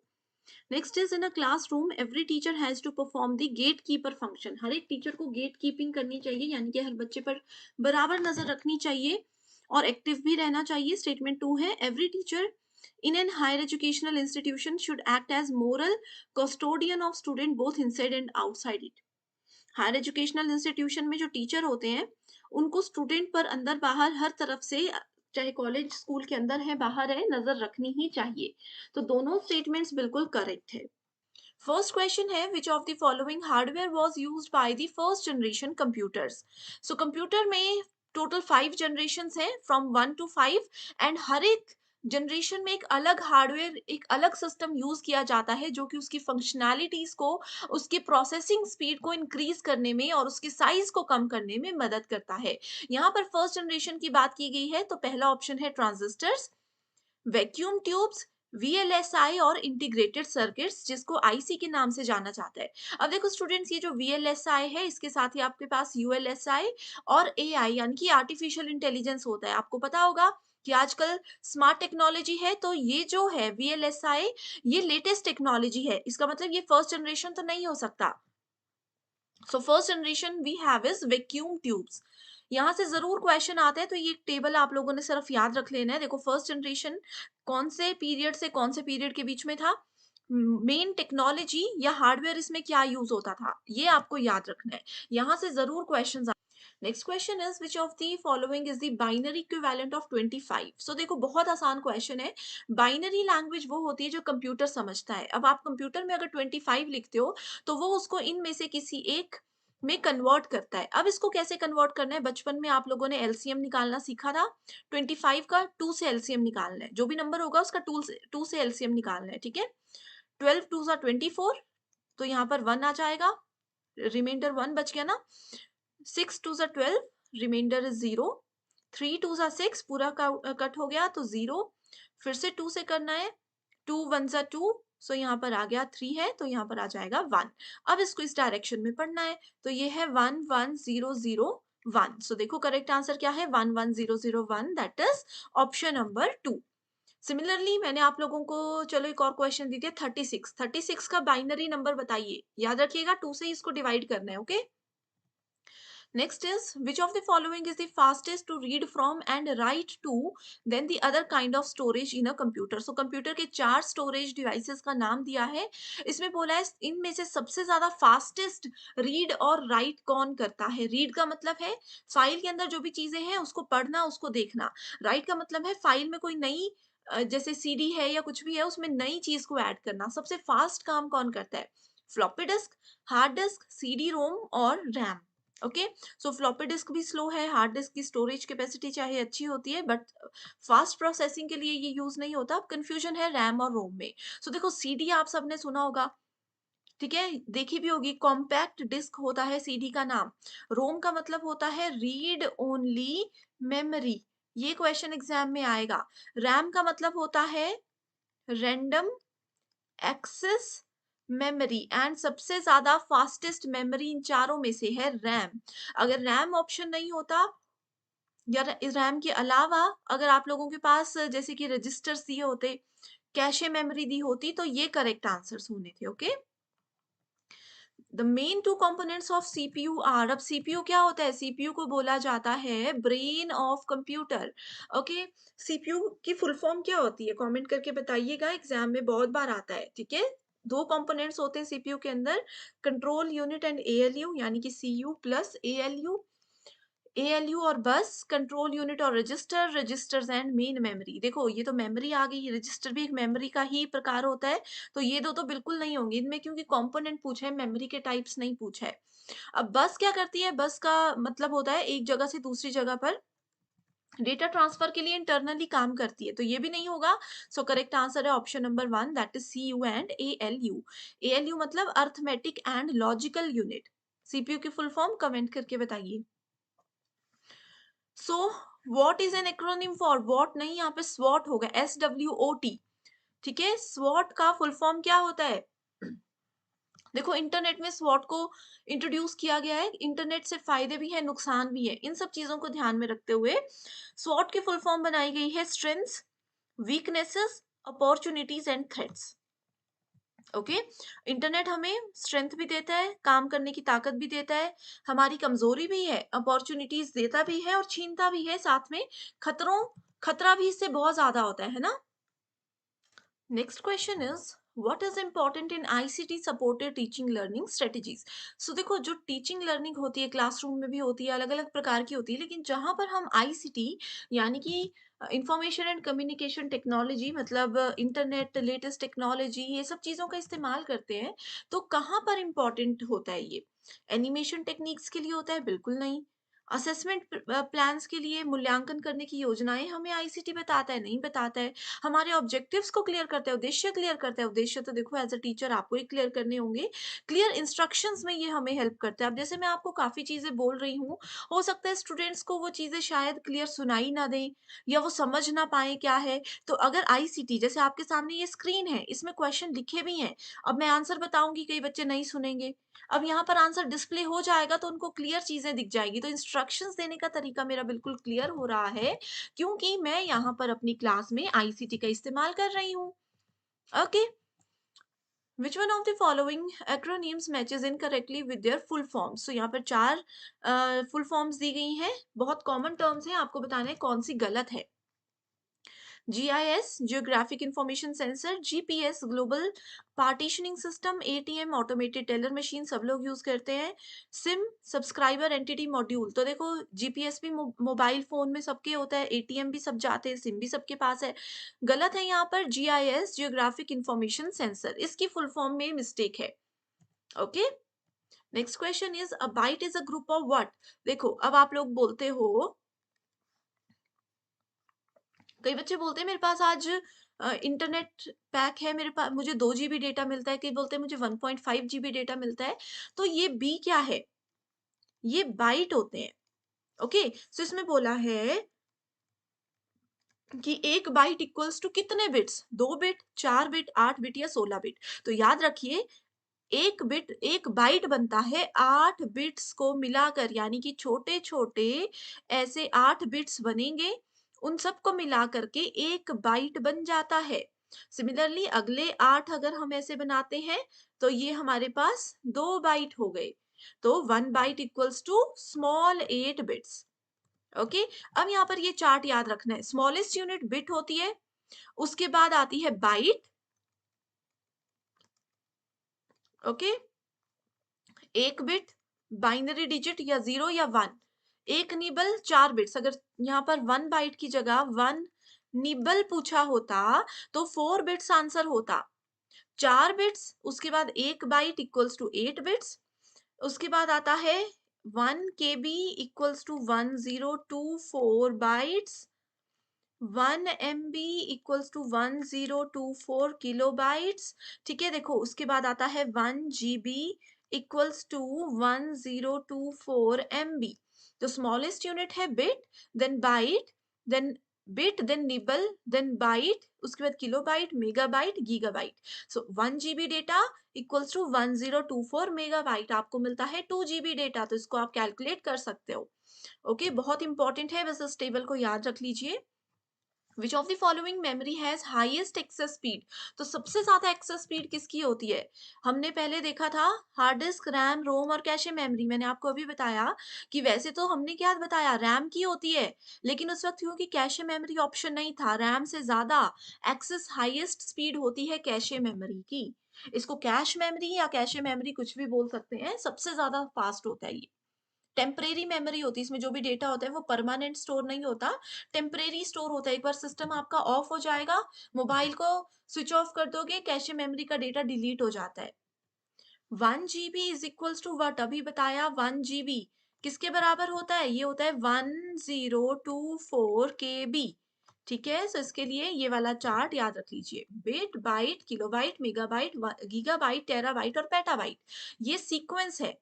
बस इसको 1024 करते रहना है, या 2 टू रेज टू पावर 10 इस तरीके से करते जाना है। ओके, डिटेल्ड वीडियो ऑलरेडी है, नहीं देखा है, जहां पर मैंने बहुत आराम से ये कॉन्सेप्ट्स बताए हैं, तो बता दीजिए कमेंट करके नहीं समझ में आया है ये। वीडियो का लिंक दे दूंगी आपके साथ, ठीक है। अगर ये सेशंस पसंद आ रहे हैं और चाहते हो कि कंटिन्यू करूं, तो एक बार प्लीज मुझे कमेंट करके जरूर अपडेट दे दीजिएगा। नेक्स्टली बढ़ते हैं फर्स्ट क्वेश्चन की ओर, जिसमें पूछा गया है irritation in eyes is caused by the pollutant, यानी कि आंखों में जो जलन होती है वो कौन से प्रदूषक की वजह से होती है। सो करेक्ट आंसर है sulphur. Next question is, which of the following types of natural hazards have the highest potential to cause damage to humans? So निम्नलिखित में से कौन सा वो प्राकृतिक ऐसा खतरा है जो कि मनुष्यों को सबसे ज्यादा नुकसान पहुंचा सकता है। सो करेक्ट आंसर है यहाँ पे ड्रॉट्स एंड फ्लड्स, यानी कि सूखा और बाढ़। Then we have next question, which of the following sequences represents the most logical sequence in doing research? So research करते समय हमें सीक्वेंस को एक स्टेप को कुछ स्टेप्स को फॉलो करना होता है, तो कौन सा वो करेक्ट ऑप्शन है। सो देखो, सबसे पहले हम लोगों के पास हम लोगों को आइडेंटिफाई करना है और डिफाइन करना है किसको, रिसर्च प्रॉब्लम को। उसके बाद हम हाइपोथेसिस को फॉर्मुलेट करते हैं, यानी कि परिकल्पना करना शुरू कर देते हैं। उसके बाद हम उस परिकल्पना को चेक करते हैं कि क्या वो सही है या गलत है, एंड देन सबसे लास्ट में हमारे पास रिजल्ट्स आते हैं। तो correct answer here is option number 1। बहुत इंपॉर्टेंट क्वेश्चन है, हर साल एग्जाम में आएगा। तो इसमें सबसे पहले ये याद रखिए कि रिसर्च प्रॉब्लम हमेशा पहला स्टेप होता है एंड रिजल्ट की रिपोर्ट बनाना लास्ट स्टेप होता है। Next question is the smog in cities in India mainly consist of. Bharat के शहरों में जो स्मॉग होता है उसमें कौन कौन सी चीजें होती हैं। सो उसमें होते हैं oxides of nitrogen and unburned hydrocarbon. Next question is, plant suitable for biomonitoring of sulfur dioxide pollution is।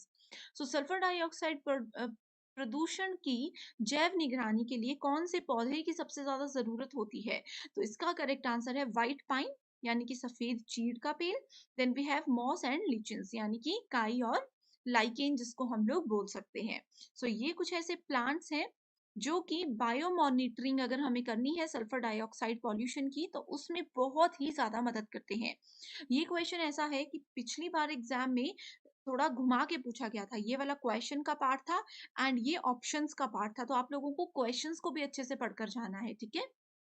Next question is, plagiarism in researches.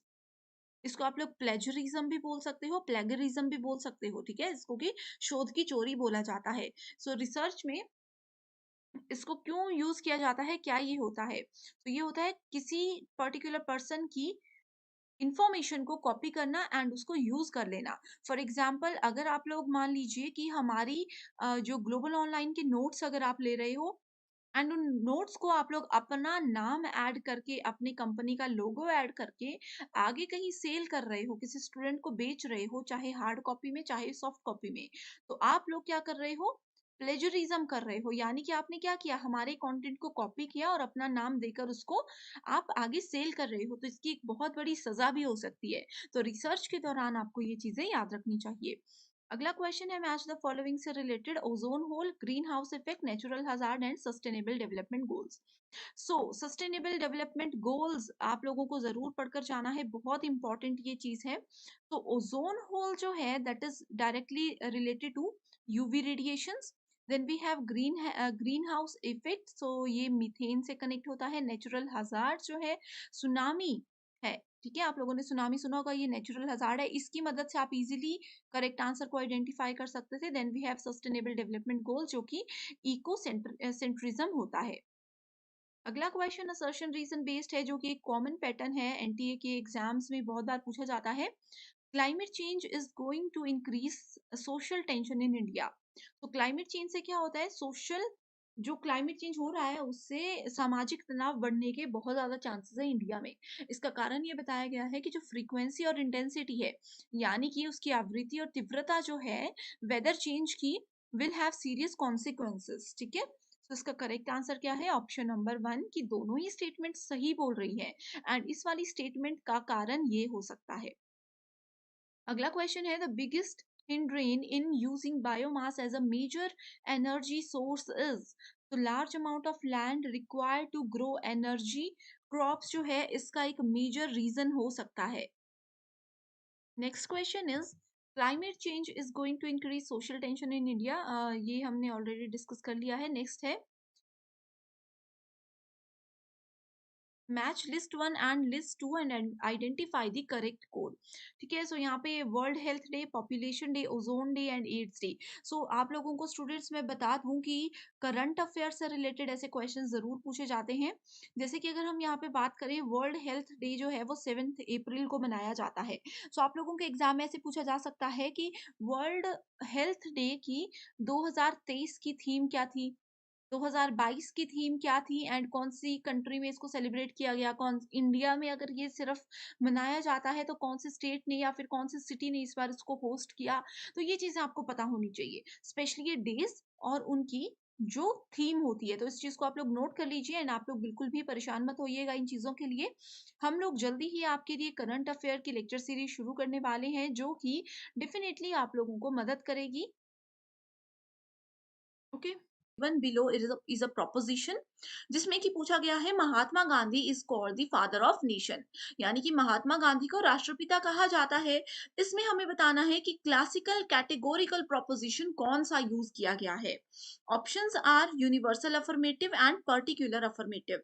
So universal, यहाँ पे यूनिवर्स आ गया, इसका मतलब है कि हम सबके बारे में बात कर रहे हैं, यानी कि we are talking about all. Next is particular, particular मतलब हम सबके बारे में बात नहीं कर रहे, हम कुछ लोगों या कुछ चीजों के बारे में बात कर रहे हैं। That means we are talking about some percentage, some part of that statement, right. So यहाँ पे बोला गया है महात्मा गांधी को राष्ट्रपिता कहा जाता है। ये स्टेटमेंट सब लोगों ने सुनी होगी, ये स्टेटमेंट सब लोग मानते हैं। सो इस वजह से करेक्ट आंसर क्या होगा, यूनिवर्सल अफर्मेटिव। ओके, जहां पे पूरी स्टेटमेंट ट्रू है एंड हम लोग बिल्कुल श्योर है उस स्टेटमेंट को लेकर के, तो वहां पे हमेशा यूनिवर्सल अफर्मेटिव टर्म आप लोगों ने सेलेक्ट करनी है। अगला क्वेश्चन है, which of the following pramanas are accepted by Vaisheshika philosophy, यानी कि वैशेषिक दर्शन के द्वारा कौन से प्रमाण को स्वीकार किया जाता है। ऑप्शंस है प्रत्यक्ष, अनुमना, शब्द, उपमना, अर्थपति या फिर अनुपलब्धि। इस क्वेश्चन में स्टूडेंट्स मैं आप लोगों को बता दूं कि सबसे पहले वैशेषिक दर्शन क्या होता है। आप लोगों ने इंडियन फिलॉसफी जरूर सुनी होगी।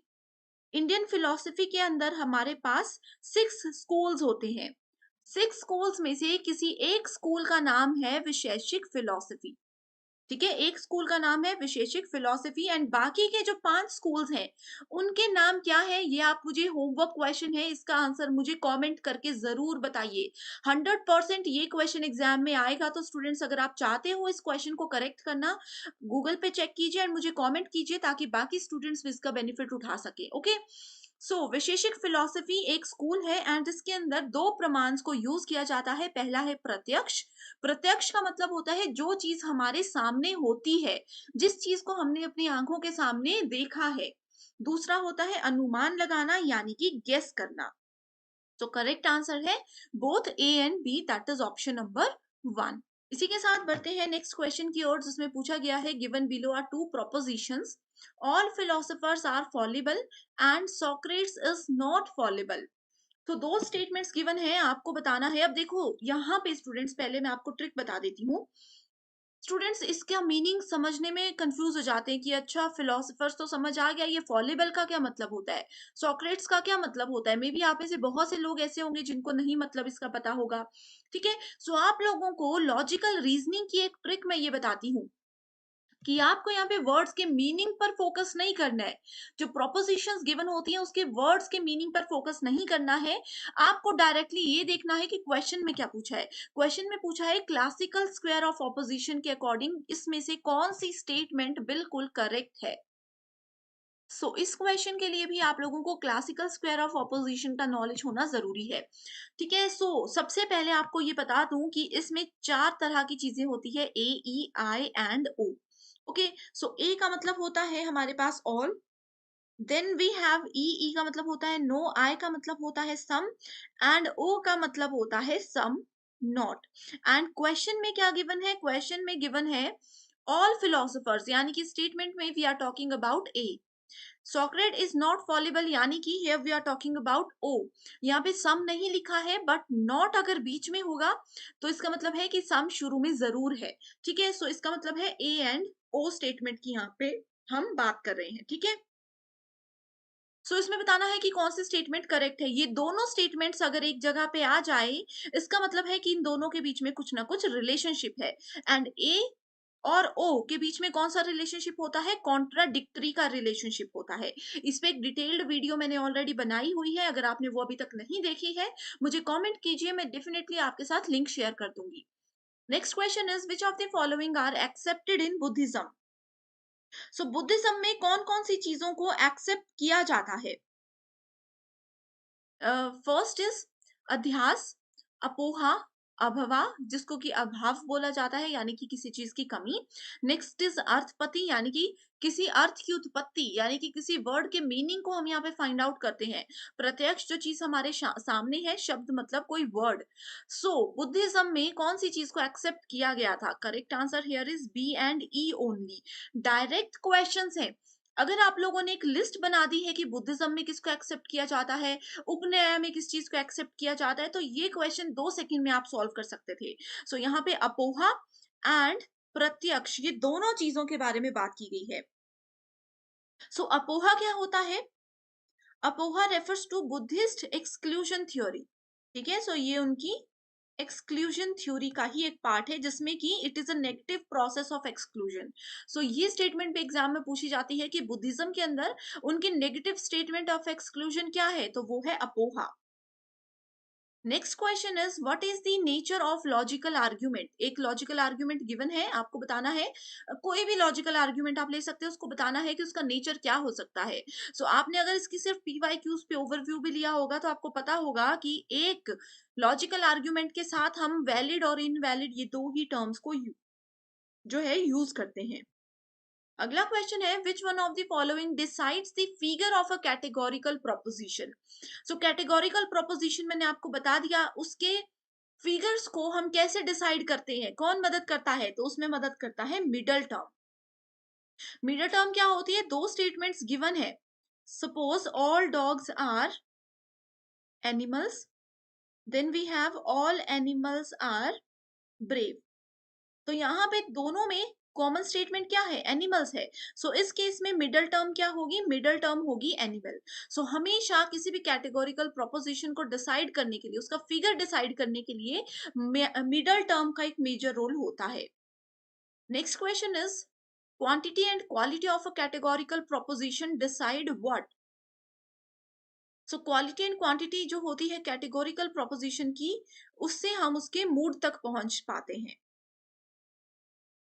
Then we have next question, the fallacy. Fallacies are very important for your UGC NET examination. We have different types of fallacies. All types are very important, right? So the fallacy produced in the conclusion due to the repudiation of साध्य by हेतु is known as. सो हेतु के द्वारा अगर साध्य के repudiation यानी कि खंडन के कारण कोई फैलेसी हमारे पास आती है, फैलेसी बनती है, तो उसको क्या बोला जाता है? उसको विरुद्ध बोला जाता है। ठीक है, सो विरुद्ध को और क्या बोला जाता है?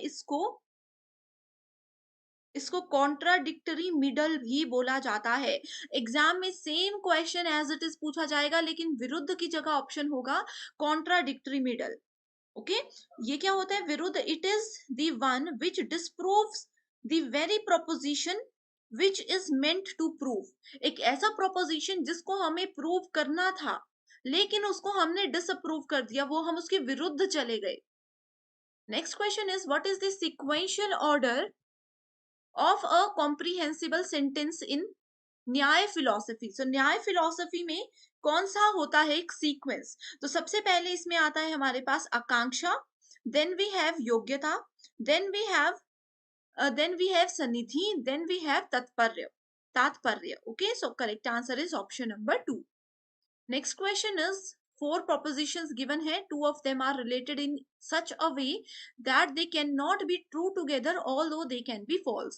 यानी कि चार में से दो स्टेटमेंट्स ऐसी हैं जो कि एक साथ ट्रू हो सकती हैं, लेकिन दोनों स्टेटमेंट्स एक साथ कभी भी फॉल्स नहीं हो सकती। सो इस क्वेश्चन के लिए आपको ऑप्शंस पढ़ने हैं, ये स्टेटमेंट्स पढ़नी है, देन आपको इसके ऑप्शंस भी पढ़ने हैं। ठीक है, देन फिर आप उसको कंपेयर करोगे। सो जो भी स्टेटमेंट जहां पे दोनों स्टेटमेंट्स एक साथ ट्रू हो सकती हैं लेकिन एक साथ फॉल्स नहीं हो सकती, वो स्टेटमेंट्स क्या होती है, कॉन्ट्रारीज स्टेटमेंट्स होती हैं। इस चीज को अगर आप लोगों ने नोट किया होगा, वो चीजें क्या होती है, कॉन्ट्रारी स्टेटमेंट्स होती हैं। सो कॉन्ट्रारी स्टेटमेंट हमेशा होती है ए टू ई। ए का मतलब हो गया ऑल वाली, ई का मतलब हो गया नो वाली। सो ऑल वाली स्टेटमेंट एंड नो वाली स्टेटमेंट, इस अकॉर्डिंग करेक्ट आंसर क्या है, ए एंड बी ओनली। इस तरह से आप इसको आंसर कर सकते हो। Next question is to inference in the past by perceiving muddy water in the pond, that is called what? So it is called पूर्ववत अनुमना। सो पूर्ववत अनुमना इज ऑल्सो वेरी इंपॉर्टेंट। पूर्ववत अनुमना क्या होता है, इन्फेरेंस होता है जिसमें कि we infer the unperceived effect from perceived cause. अगला क्वेश्चन है the sequential order of syllogism in Nyaya philosophy. सो न्याय फिलोसफी में एक हमारे पास ऑर्डर होता है जिसको कि आपको याद रखना जरूरी है। सो इसमें ऑर्डर सबसे पहले क्या आ जाएगा हमारे पास, सबसे पहले आ जाएगा प्रतिज्ञा, उसके बाद आता है हेतु, उसके बाद आता है उदाहरणा यानी कि example, then we have upanaya, then we have nigamana. Okay, nigamana जिसको बोलते हैं। तो न्याय फिलॉसफी के अंदर ये आपको याद रखना है। जैसे कि मैंने आपको बताया, इंडियन फिलॉसफी के जो 6 स्कूल्स होते हैं उसमें से एक न्याय फिलॉसफी भी है। गौतम जो है वो मेन प्रोपोनेंट है न्याय फिलॉसफी के। Next question is what type of cognition is beyond the ambit of perception. So correct answer है यहाँ पे निर्विकल्प प्रत्यक्ष। अगला क्वेश्चन है in a proposition which is particular affirmative. So मैंने आप लोगों को बता दिया पर्टिकुलर अफर्मेटिव स्टेटमेंट्स क्या होती हैं। Neither the subject nor the predicate is distributed, यानी कि इसमें हम लोग ना ही सब्जेक्ट को ना ही प्रेडिकेट को डिस्ट्रीब्यूट करते हैं, वितरित नहीं किया जाता। In order to authenticate the environmental values as advocated by our ancestors, a scholar cites example from Vedas. The means of knowledge used by him or her in terms of Indian logic will be called as what? So it will be called as Shabd, यानी कि verbal testimony. Okay? Next question is in Indian logic. यहाँ पे देखो students, कुछ नहीं समझाने की चीज है, हिंदी इंग्लिश में आपके सामने क्वेश्चन है, एज इट इज डेफिनेशन दी गई है। अगला क्वेश्चन है in Indian logic the presence of the middle term in the minor term is called. So minor term में जो मिडल टर्म होती है, दो स्टेटमेंट्स में मैंने क्या बताया, मिडल टर्म होती है जो दोनों में कॉमन होती है, उसको क्या बोला जाता है, उसको बोला जाता है पक्षधर्मिता। ये सारे संस्कृत वर्ड्स हैं जो कि इंडियन लॉजिक कैटेगरी के अंदर काउंट किए जाते हैं। Next is asiddha is a fallacy when the middle term is, asiddha मतलब अनप्रूव्ड। ठीक है, अनप्रूव्ड फैलेसी जो होती है, फैलेसी तब होती है when the middle term is unproved. मैंने आप लोगों को डायरेक्टली आंसर ही बता दिया। सिद्ध मतलब प्रूव कर दिया किसी चीज को, असिद्ध मतलब unproved. Okay, next question is golden mountain is fairy because it is smoky, it is smoky full stop, which type of fallacy is committed by the above inference? So golden mountains यानी कि स्वर्ण पर्वत जो होते हैं वो बहुत ही ज्यादा अट्रैक्टिव भी होते हैं एंड वो फायरी भी होते हैं। ठीक है, बिकॉज इट इज स्मोकी, क्योंकि वहां पे धुआं भी रहता है। सो ये किसका आंसर है, ये आश्रय सिद्धि का आंसर है। Ayurveda which deals with indigenous system of medicine could be traced to। अब आप लोगों को पता है हमारे पास 4 वेद होते हैं, ऋग्वेद, यजुर्वेद, सामवेद एंड अथर्ववेद। सो आयुर्वेद की बात या फिर आयुर्वेदिक जो रेमेडीज होती हैं उसकी बात कौन से वेद में की गई है, ये पूछा है। सो वो बात की गई है अथर्ववेद में। all flowers are toys, some toys are trees। all flowers are toys and some toys are trees, some butterflies are trees। ठीक है, सो यहाँ पे हमें बताना है कौन सी स्टेटमेंट करेक्ट है। सो डायरेक्टली आंसर पे जाते हैं, that is C and E only. Some toys are flowers and some trees are butterflies. ये वाले जो क्वेश्चन होते हैं स्टूडेंट्स, इसको आप लोग डायरेक्टली स्टेटमेंट लॉजिक भी लगा सकते हो, या फिर जिसमें कि आप लोगों को मैंने एक सेपरेट वीडियो में बताया है कि a plus A is equals to A होता है, यानी कि ऑल वाली स्टेटमेंट को अगर दूसरी ऑल वाली स्टेटमेंट के साथ जोड़ जाए तो आंसर में, यानी कि ऑप्शन में से ऑल वाली स्टेटमेंट ज़रूर सेलेक्ट होती है। तो इस तरह के मैंने आपको ट्रिक्स बताए हुए हैं, ठीक है? या फिर आप लोग इसको इस तरह से वेन डायग्राम की मदद से भी कर सकते हैं। तो इसी के साथ बढ़ते हैं पहले क्वेश्चन की ओर, जिसमें पूछा गया है consider the following number series 2, 10, 30, 68 and we have to find the next number. So इस तरह के क्वेश्चंस में स्टूडेंट्स हम लोगों को पहले बेसिक रिलेशनशिप फाइंड आउट करना होता है इन गिवन वैल्यूज के साथ। अगर हम लोग देखें इस क्वेश्चन में तो इसका पैटर्न क्या है। अगर हम 1 रेज़ टू पावर 3 करते हैं, उसमें +1 कर देते हैं तो हमारे पास वैल्यू आ जाती है 2, जो कि ये गिवन है। नेक्स्ट में अगर हम लोग 2 रेज़ टू पावर 3 करते हैं, +2 करते हैं, देन वी हैव वैल्यू 10। नेक्स्ट में 3 raise to power 3 plus 3 is equals to 30। Then we have 4 raise to power 3 plus 4 is equals to 68। So ये गिवन पैटर्न को तो हमने डिसाइड कर लिया, यहाँ पे फाइंड आउट कर लिया। अब इसी पैटर्न को ध्यान में रखते हुए हम लोगों को नेक्स्ट वैल्यू मिल जाएगी, जो कि है 5 raise to power 3 plus 5 is equals to 130। So correct answer यहाँ पे होगा ऑप्शन नंबर 1, दैट इज 130। तो ये अगर स्टूडेंट्स आप लोग find the next number type के जो क्वेश्चंस होते हैं नंबर सीरीज या लेटर सीरीज के, इसको आप लोग पीवाई क्यूज को अगर प्रैक्टिस कर लेते हो तो आपको काफी आइडिया हो जाता है कि किस तरह के पैटर्न से जनरली एनटीए क्वेश्चंस पूछता है।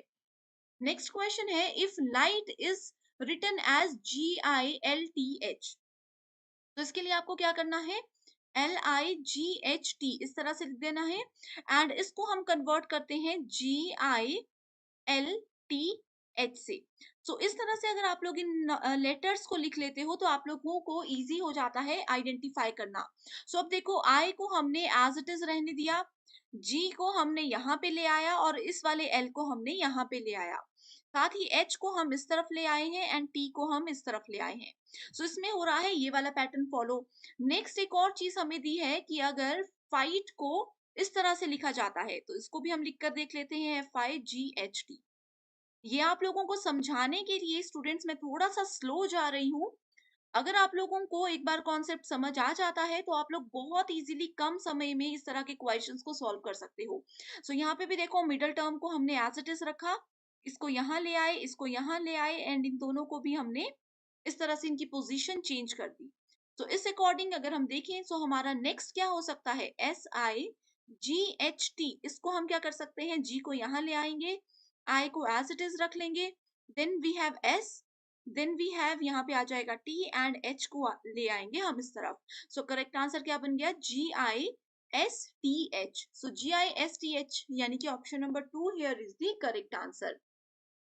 इस तरह के क्वेश्चंस अगर आपको पसंद आ रहे हैं एंड अगर आप चाहते हो कि मैं आगे भी आप लोगों के लिए इसी तरह की वीडियोस लेकर आऊं तो आप मुझे कमेंट कर सकते हो, या फिर पेपर 1 के कोई सेपरेट सेशंस आप मुझसे चाहते हो तो भी आप मुझे कमेंट कीजिए, मैं डेफिनेटली आप लोगों की रिक्वेस्ट को पूरा करूंगी।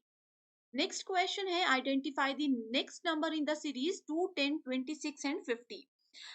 इस क्वेश्चन में स्टूडेंट्स मैं आपको डायरेक्टली आंसर बता रही हूँ, इसमें कौन सी ट्रिक हमने यूज की है, कौन सा पैटर्न हमने यूज किया है, ये आप मुझे कमेंट करके बताओगे। तो ये आप सभी स्टूडेंट्स के लिए एक होमवर्क क्वेश्चन है, ये डेफिनेटली आप मुझे बताइएगा, इससे आप लोगों की एक बहुत अच्छी प्रैक्टिस हो जाएगी। अगर आपको इसका आंसर नहीं पता चल रहा, इसका पैटर्न नहीं पता चल रहा, तो भी कमेंट कीजिए, मैं वहीं पर आपका रिप्लाई कर दूंगी। इसी के साथ बढ़ते हैं नेक्स्ट क्वेश्चन की ओर, जिसमें कि पूछा गया है consider the following letter series. Letter series given है ACF, EGJ, IKN and MOR।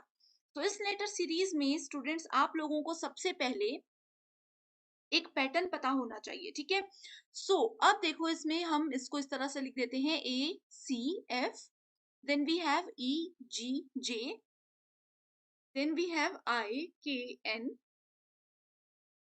Then MOR, ठीक है। इस तरह से आप लोग लिख दोगे। उसके बाद आपको क्या करना है, पहले पहले नंबर का कंपैरिजन करना है। ए से अगर हम ई के तरफ जाते हैं तो +4 वैल्यूज आती हैं। ए से ई पे काउंट कीजिए, 4 नंबर्स की एडिशन होती है। ई से आई पे भी +4 होता है एंड आई से एम पे भी +4 होता है। तो सेम ही पैटर्न हमें फॉलो करना है ई से आगे की ओर। ई से जब हम लोग आगे की ओर सॉरी एम से आगे की ओर जाएंगे तो यहाँ पे हमारे पास वैल्यू आ जाती है क्यू। ठीक है। सो ऑप्शंस में देखो क्यू से ही आप लोगों को डायरेक्ट आंसर मिल गया, जो कि है ऑप्शन नंबर 1। सो आप लोगों को यूजीसी नेट के रीजनिंग के सेक्शन में स्मार्ट वर्क करना है, पूरा सॉल्व करने की जरूरत नहीं है। आप देख सकते हो फर्स्ट लेटर सीरीज में से ही हम लोगों को करेक्ट आंसर बहुत बार मिल जाता है। Okay, next question is a man walks at a speed of 3 kilometre per hour from location A. So एक पर्सन की लोकेशन है ए, तो उन्होंने ए से 3 किलोमीटर पर आवर की तरफ को ईस्ट की साइड को जो है मूव किया।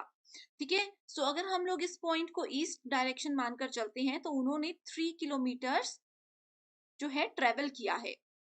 ये ईस्ट की डायरेक्शन है। ओके, उन्होंने सिर्फ यहाँ 3 किलोमीटर तक ही ट्रेवल किया।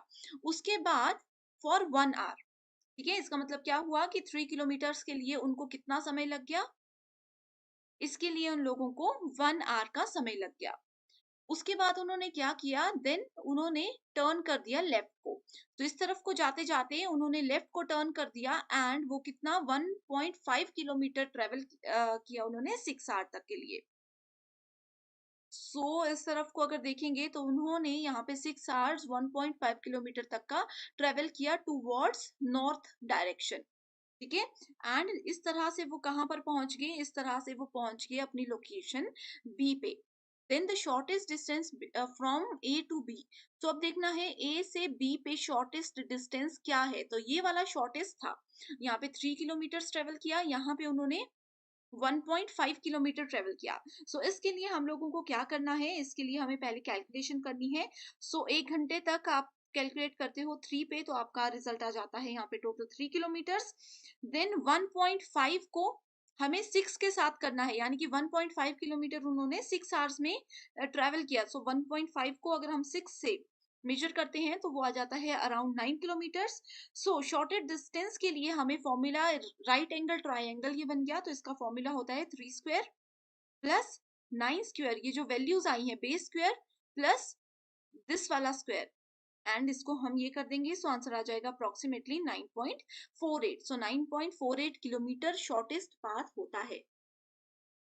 Next question is consider the following number series 0, 6, 24, 68 and 120।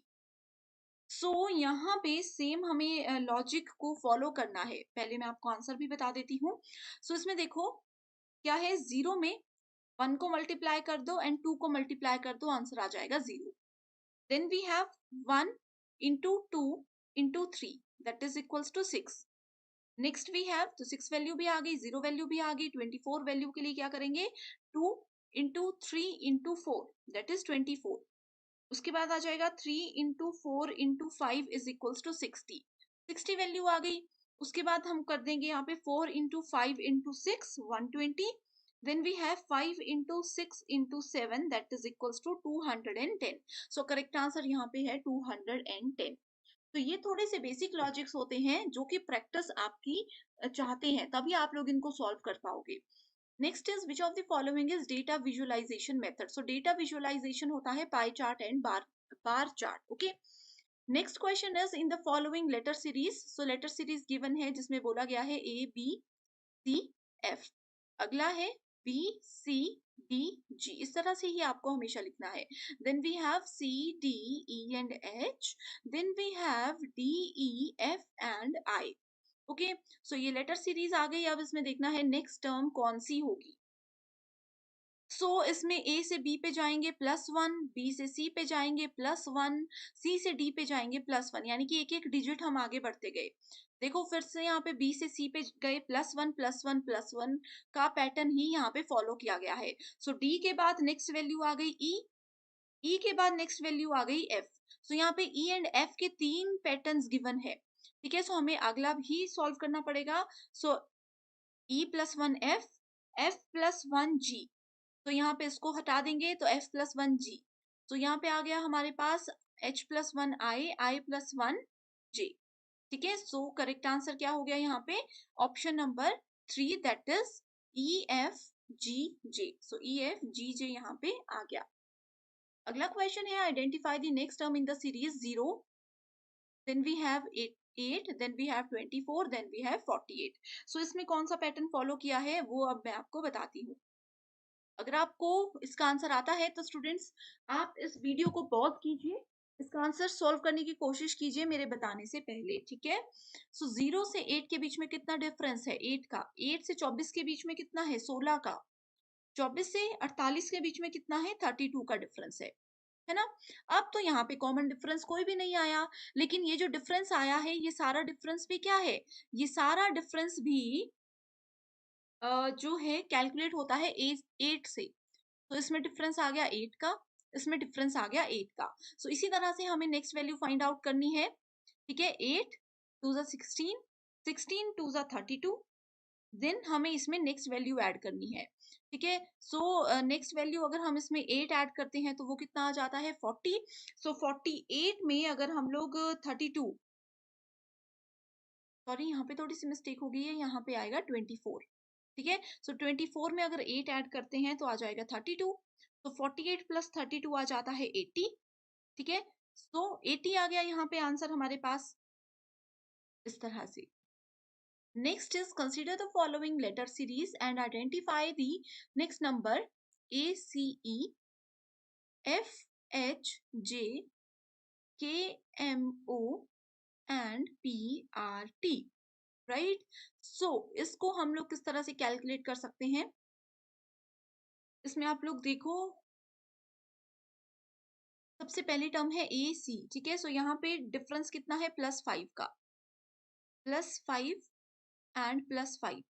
Next भी अगर हम देखें तो +5 का ही डिफरेंस है, तो ज्यादा इसमें आगे नहीं बढ़ते हैं, डायरेक्टली पी के बाद अगर हम लोग +5 कर लेते हैं, पी के बाद +5 कर देंगे तो कितना आ जाएगा? यू आ जाएगा। सो यू पे हमारा डायरेक्टली आंसर यहाँ पे आ जाता है, दैट इज ऑप्शन नंबर। तो डायरेक्टली बढ़ते हैं क्वेश्चंस की ओर, जिसमें पहला क्वेश्चन मैच द फॉलोइंग से रिलेटेड है। एंडस में एक तरफ लेवल्स ऑफ टीचिंग दिए गए हैं, दूसरी तरफ फोकस ऑफ कंसर्न यानी कि इसका बेसिक डेफिनेशन हम बोल सकते हैं वो दिया गया है। सो सबसे पहले autonomous development level, memory level, understanding level and reflective level. So students, अगर आप लोगों ने मेरे थियोरी लेक्चर सीरीज देखे हैं तो उसमें मैंने इस टॉपिक को लेकर के कीवर्ड्स आपको बताए हैं। अगर हम मेमोरी लेवल की सबसे पहले बात करें, ये स्मॉलेस्ट लेवल होता है, एंड जहां पर भी हम फैक्ट्स को रिकॉल करने की बात करते हैं, कभी भी आपको रिकॉल वर्ड नजर आए सो डायरेक्टली आप लोग मेमोरी लेवल को उससे कनेक्ट कर दीजिएगा, ठीक है। नेक्स्ट आ जाता है फिर हमारे पास अंडरस्टैंडिंग लेवल। किसी चीज की समझ कब होती है? जब हम उसके बीच में रिलेशनशिप, उसके फैक्ट्स और उसी चीज को लेकर के एग्जांपल्स बनाना शुरू कर देते हैं। इसका मतलब ये है कि हम उससे उस अंडरस्टैंडिंग लेवल पर आ चुके हैं। Then we have reflective level, यानी कि जो कुछ भी हमने इन दोनों लेवल्स में सीखा था उसको रिफ्लेक्ट करने का समय आ चुका है। सो रिफ्लेक्टिव लेवल क्या होता है? Problem raising and problem solving, यानी कि अगर हम किसी प्रॉब्लम में फंस चुके हैं तो मेमोरी और अंडरस्टैंडिंग लेवल में हमने जो कुछ भी सीखा, उन सब चीजों को रिकॉल करते हुए, उनको बीच में रिलेशनशिप देखते हुए हम प्रॉब्लम से बाहर निकल सकते हैं। Then we have autonomous development level, जो कि डायरेक्टली किसी भी चीज की इफेक्ट और उसकी फीलिंग्स के साथ हमें कनेक्ट करता है। सो अफेक्ट एंड फीलिंग्स की अगर बात हो, then we are talking about autonomous development level. So ये कुछ कीवर्ड्स थे जो कि बहुत इंपॉर्टेंट है। नेक्स्ट क्वेश्चन है, which of the following set of statements best represent nature and objective of teaching and learning? यानी कि सीखने और शिक्षण और सिखाने या सीखने का जो तरीका होता है उसकी प्रकृति और उद्देश्य से रिलेटेड हमें बताना है कि कौन सी स्टेटमेंट्स ट्रू हैं। First is teaching is like selling and learning is like buying. तो ऐसा तो नहीं होता, टीचर है कुछ बेचने के लिए तो नहीं है, यहाँ पे नॉलेज हम शेयर करते हैं ना कि बेचते हैं, ठीक है। सो ये स्टेटमेंट इनकरेक्ट है। Teaching is a social act while learning is a personal act. So बिल्कुल ये स्टेटमेंट करेक्ट है, क्योंकि अब मैं आपको पढ़ा रही हूँ तो ये क्या है? ये एक सामाजिक कार्य है। अब आप लोग पढ़ रहे हो, आप सीखना चाहते हो या नहीं सीखना चाहते हो, ये आपका व्यक्तिगत डिसीजन हो सकता है। Teaching implies learning whereas learning does not implies teaching। सो ये स्टेटमेंट भी बिल्कुल करेक्ट है कि टीचिंग से, अब मैं आपको पढ़ा रही हूँ तो आप इस वीडियो के बाद कुछ ना कुछ स्टूडेंट्स जरूर सीख कर जाओगे, लेकिन लर्निंग का मतलब यानी कि कुछ सीखने का मतलब जरूरी नहीं है कि वो टीचिंग से ही हो, हम कुछ भी कहीं से भी सीख सकते हैं। Next is teaching is a kind of delivery of knowledge while learning is like receiving it. So ये स्टेटमेंट भी कहीं ना कहीं सही है कि टीचिंग में हम क्या करते हैं? अपने नॉलेज को डिलीवर करते हैं, बट यहाँ पे डिलीवर की जगह अगर शेयर वर्ड यूज होता तो ये स्टेटमेंट करेक्ट हो सकती थी। Next is teaching is an interaction and is triadic in nature, whereas learning is an active engagement and subject domain. So ये statement भी बिल्कुल correct है. तो करेक्ट आंसर यहाँ पे आ जाएगा हमारे पास ऑप्शन नंबर 2. इसी के साथ नेक्स्ट क्वेश्चन पर पढ़ते हैं, जिसमें कि अगेन ये मैच द फॉलोइंग से रिलेटेड क्वेश्चन है, जिसमें कुछ ऑनलाइन पोर्टल्स एक तरफ दिए गए हैं एंड दूसरी तरफ उनके बेसिक फीचर्स की बात की गई है.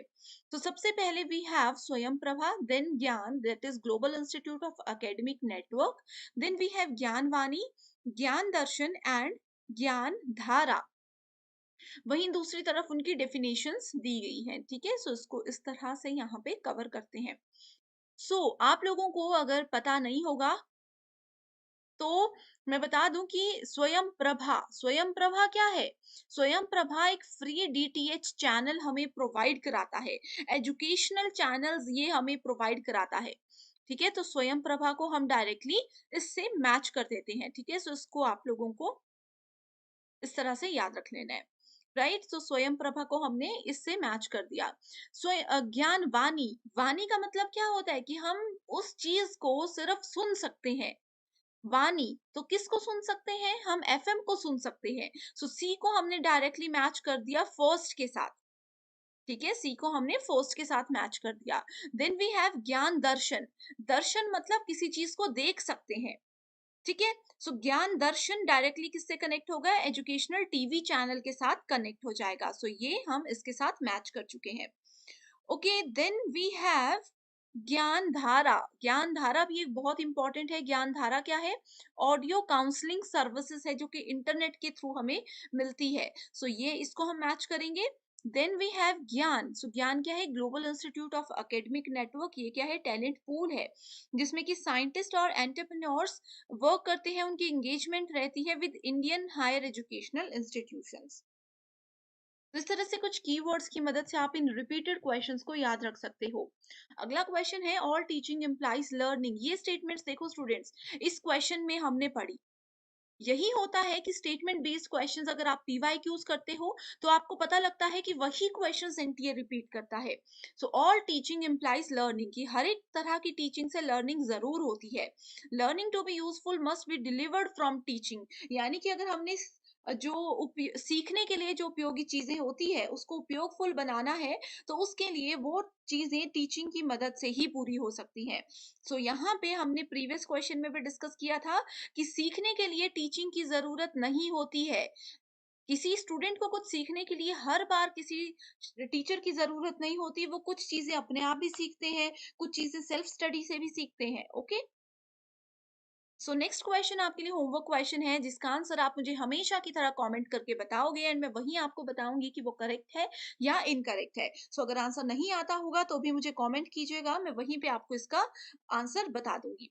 Which one of the following is an की बिहेवियर इन इफेक्टिव टीचिंग. अगर हमें अपनी टीचिंग को प्रभावी बनाना है तो महत्वपूर्ण व्यवहार कौन सा होना चाहिए. ठीक है, 4 ऑप्शंस हैं, हिंदी इंग्लिश में पढ़िए एंड आंसर मुझे जरूर कीजिए. नेक्स्ट क्वेश्चन है, यहाँ पे दो चीजें दी गई हैं. एक तरफ लर्नर्स के कैरेक्टरिस्टिक्स है जो कि टीचिंग लर्निंग सिस्टम को फैसिलिटेट करते हैं एंड उसको इफेक्टिव बनाते हैं. कौन कौन से वो पॉइंट्स है, प्रायर एक्सपीरियंस ऑफ लर्नर, यानी कि किसी छात्र को पहले से उस चीज में कितना नॉलेज है, कितना एक्सपीरियंस है, कितना अनुभव है. लर्नर का फैमिली लिंकेज, यानी कि अगर टीचर और लर्नर के बीच में कोई फैमिली रिलेशनशिप है तो ये स्टेटमेंट गलत है. एप्टीट्यूड ऑफ द लर्नर, यानी कि वो कितना योग्यता रखता है. लर्नर स्टेज ऑफ डेवलपमेंट, यानी कि जो शिष्य है, शिक्षार्थी है, वो कौन से लेवल पर है. ऐसा तो नहीं है कि कहीं नर्सरी केजी के बच्चे को हम लोग एनटीए का लेवल का पढ़ा रहे हैं. Learners food habit and hobbies, learner क्या जो खाता है, जो उनकी हॉबीज हैं, उनसे टीचिंग लर्निंग को फैसिलिटेट नहीं किया जाता. लर्नर्स रिलीजियस एफिलिएशन, यानी कि उनके धार्मिक संबंध क्या है, that is also not important. Correct answer क्या है, A, C and D only. Next question is in the context of classroom teaching. Classroom teaching में जब हम पढ़ाते हैं, क्लासरूम में जब टीचिंग होती है, the foundation on which a warm and nurturing relation with learner can be built is called. So उस समय पे एज अ टीचर आप अपने स्टूडेंट्स के साथ एक अच्छा संबंध कैसे बनाते हो एज अ टीचर, तो क्या चीज इंपॉर्टेंट है, तो वो टीचर का अफेक्ट इंपॉर्टेंट है, टीचर का प्रभाव इंपॉर्टेंट है। ऐसा नहीं है कि आप लोग टीचर बन जाओ और एंड स्टूडेंट्स को आप लोग बातों में लगा कर रखो, हंसी मजाक करते रहो एंड पढ़ाओ ही नहीं।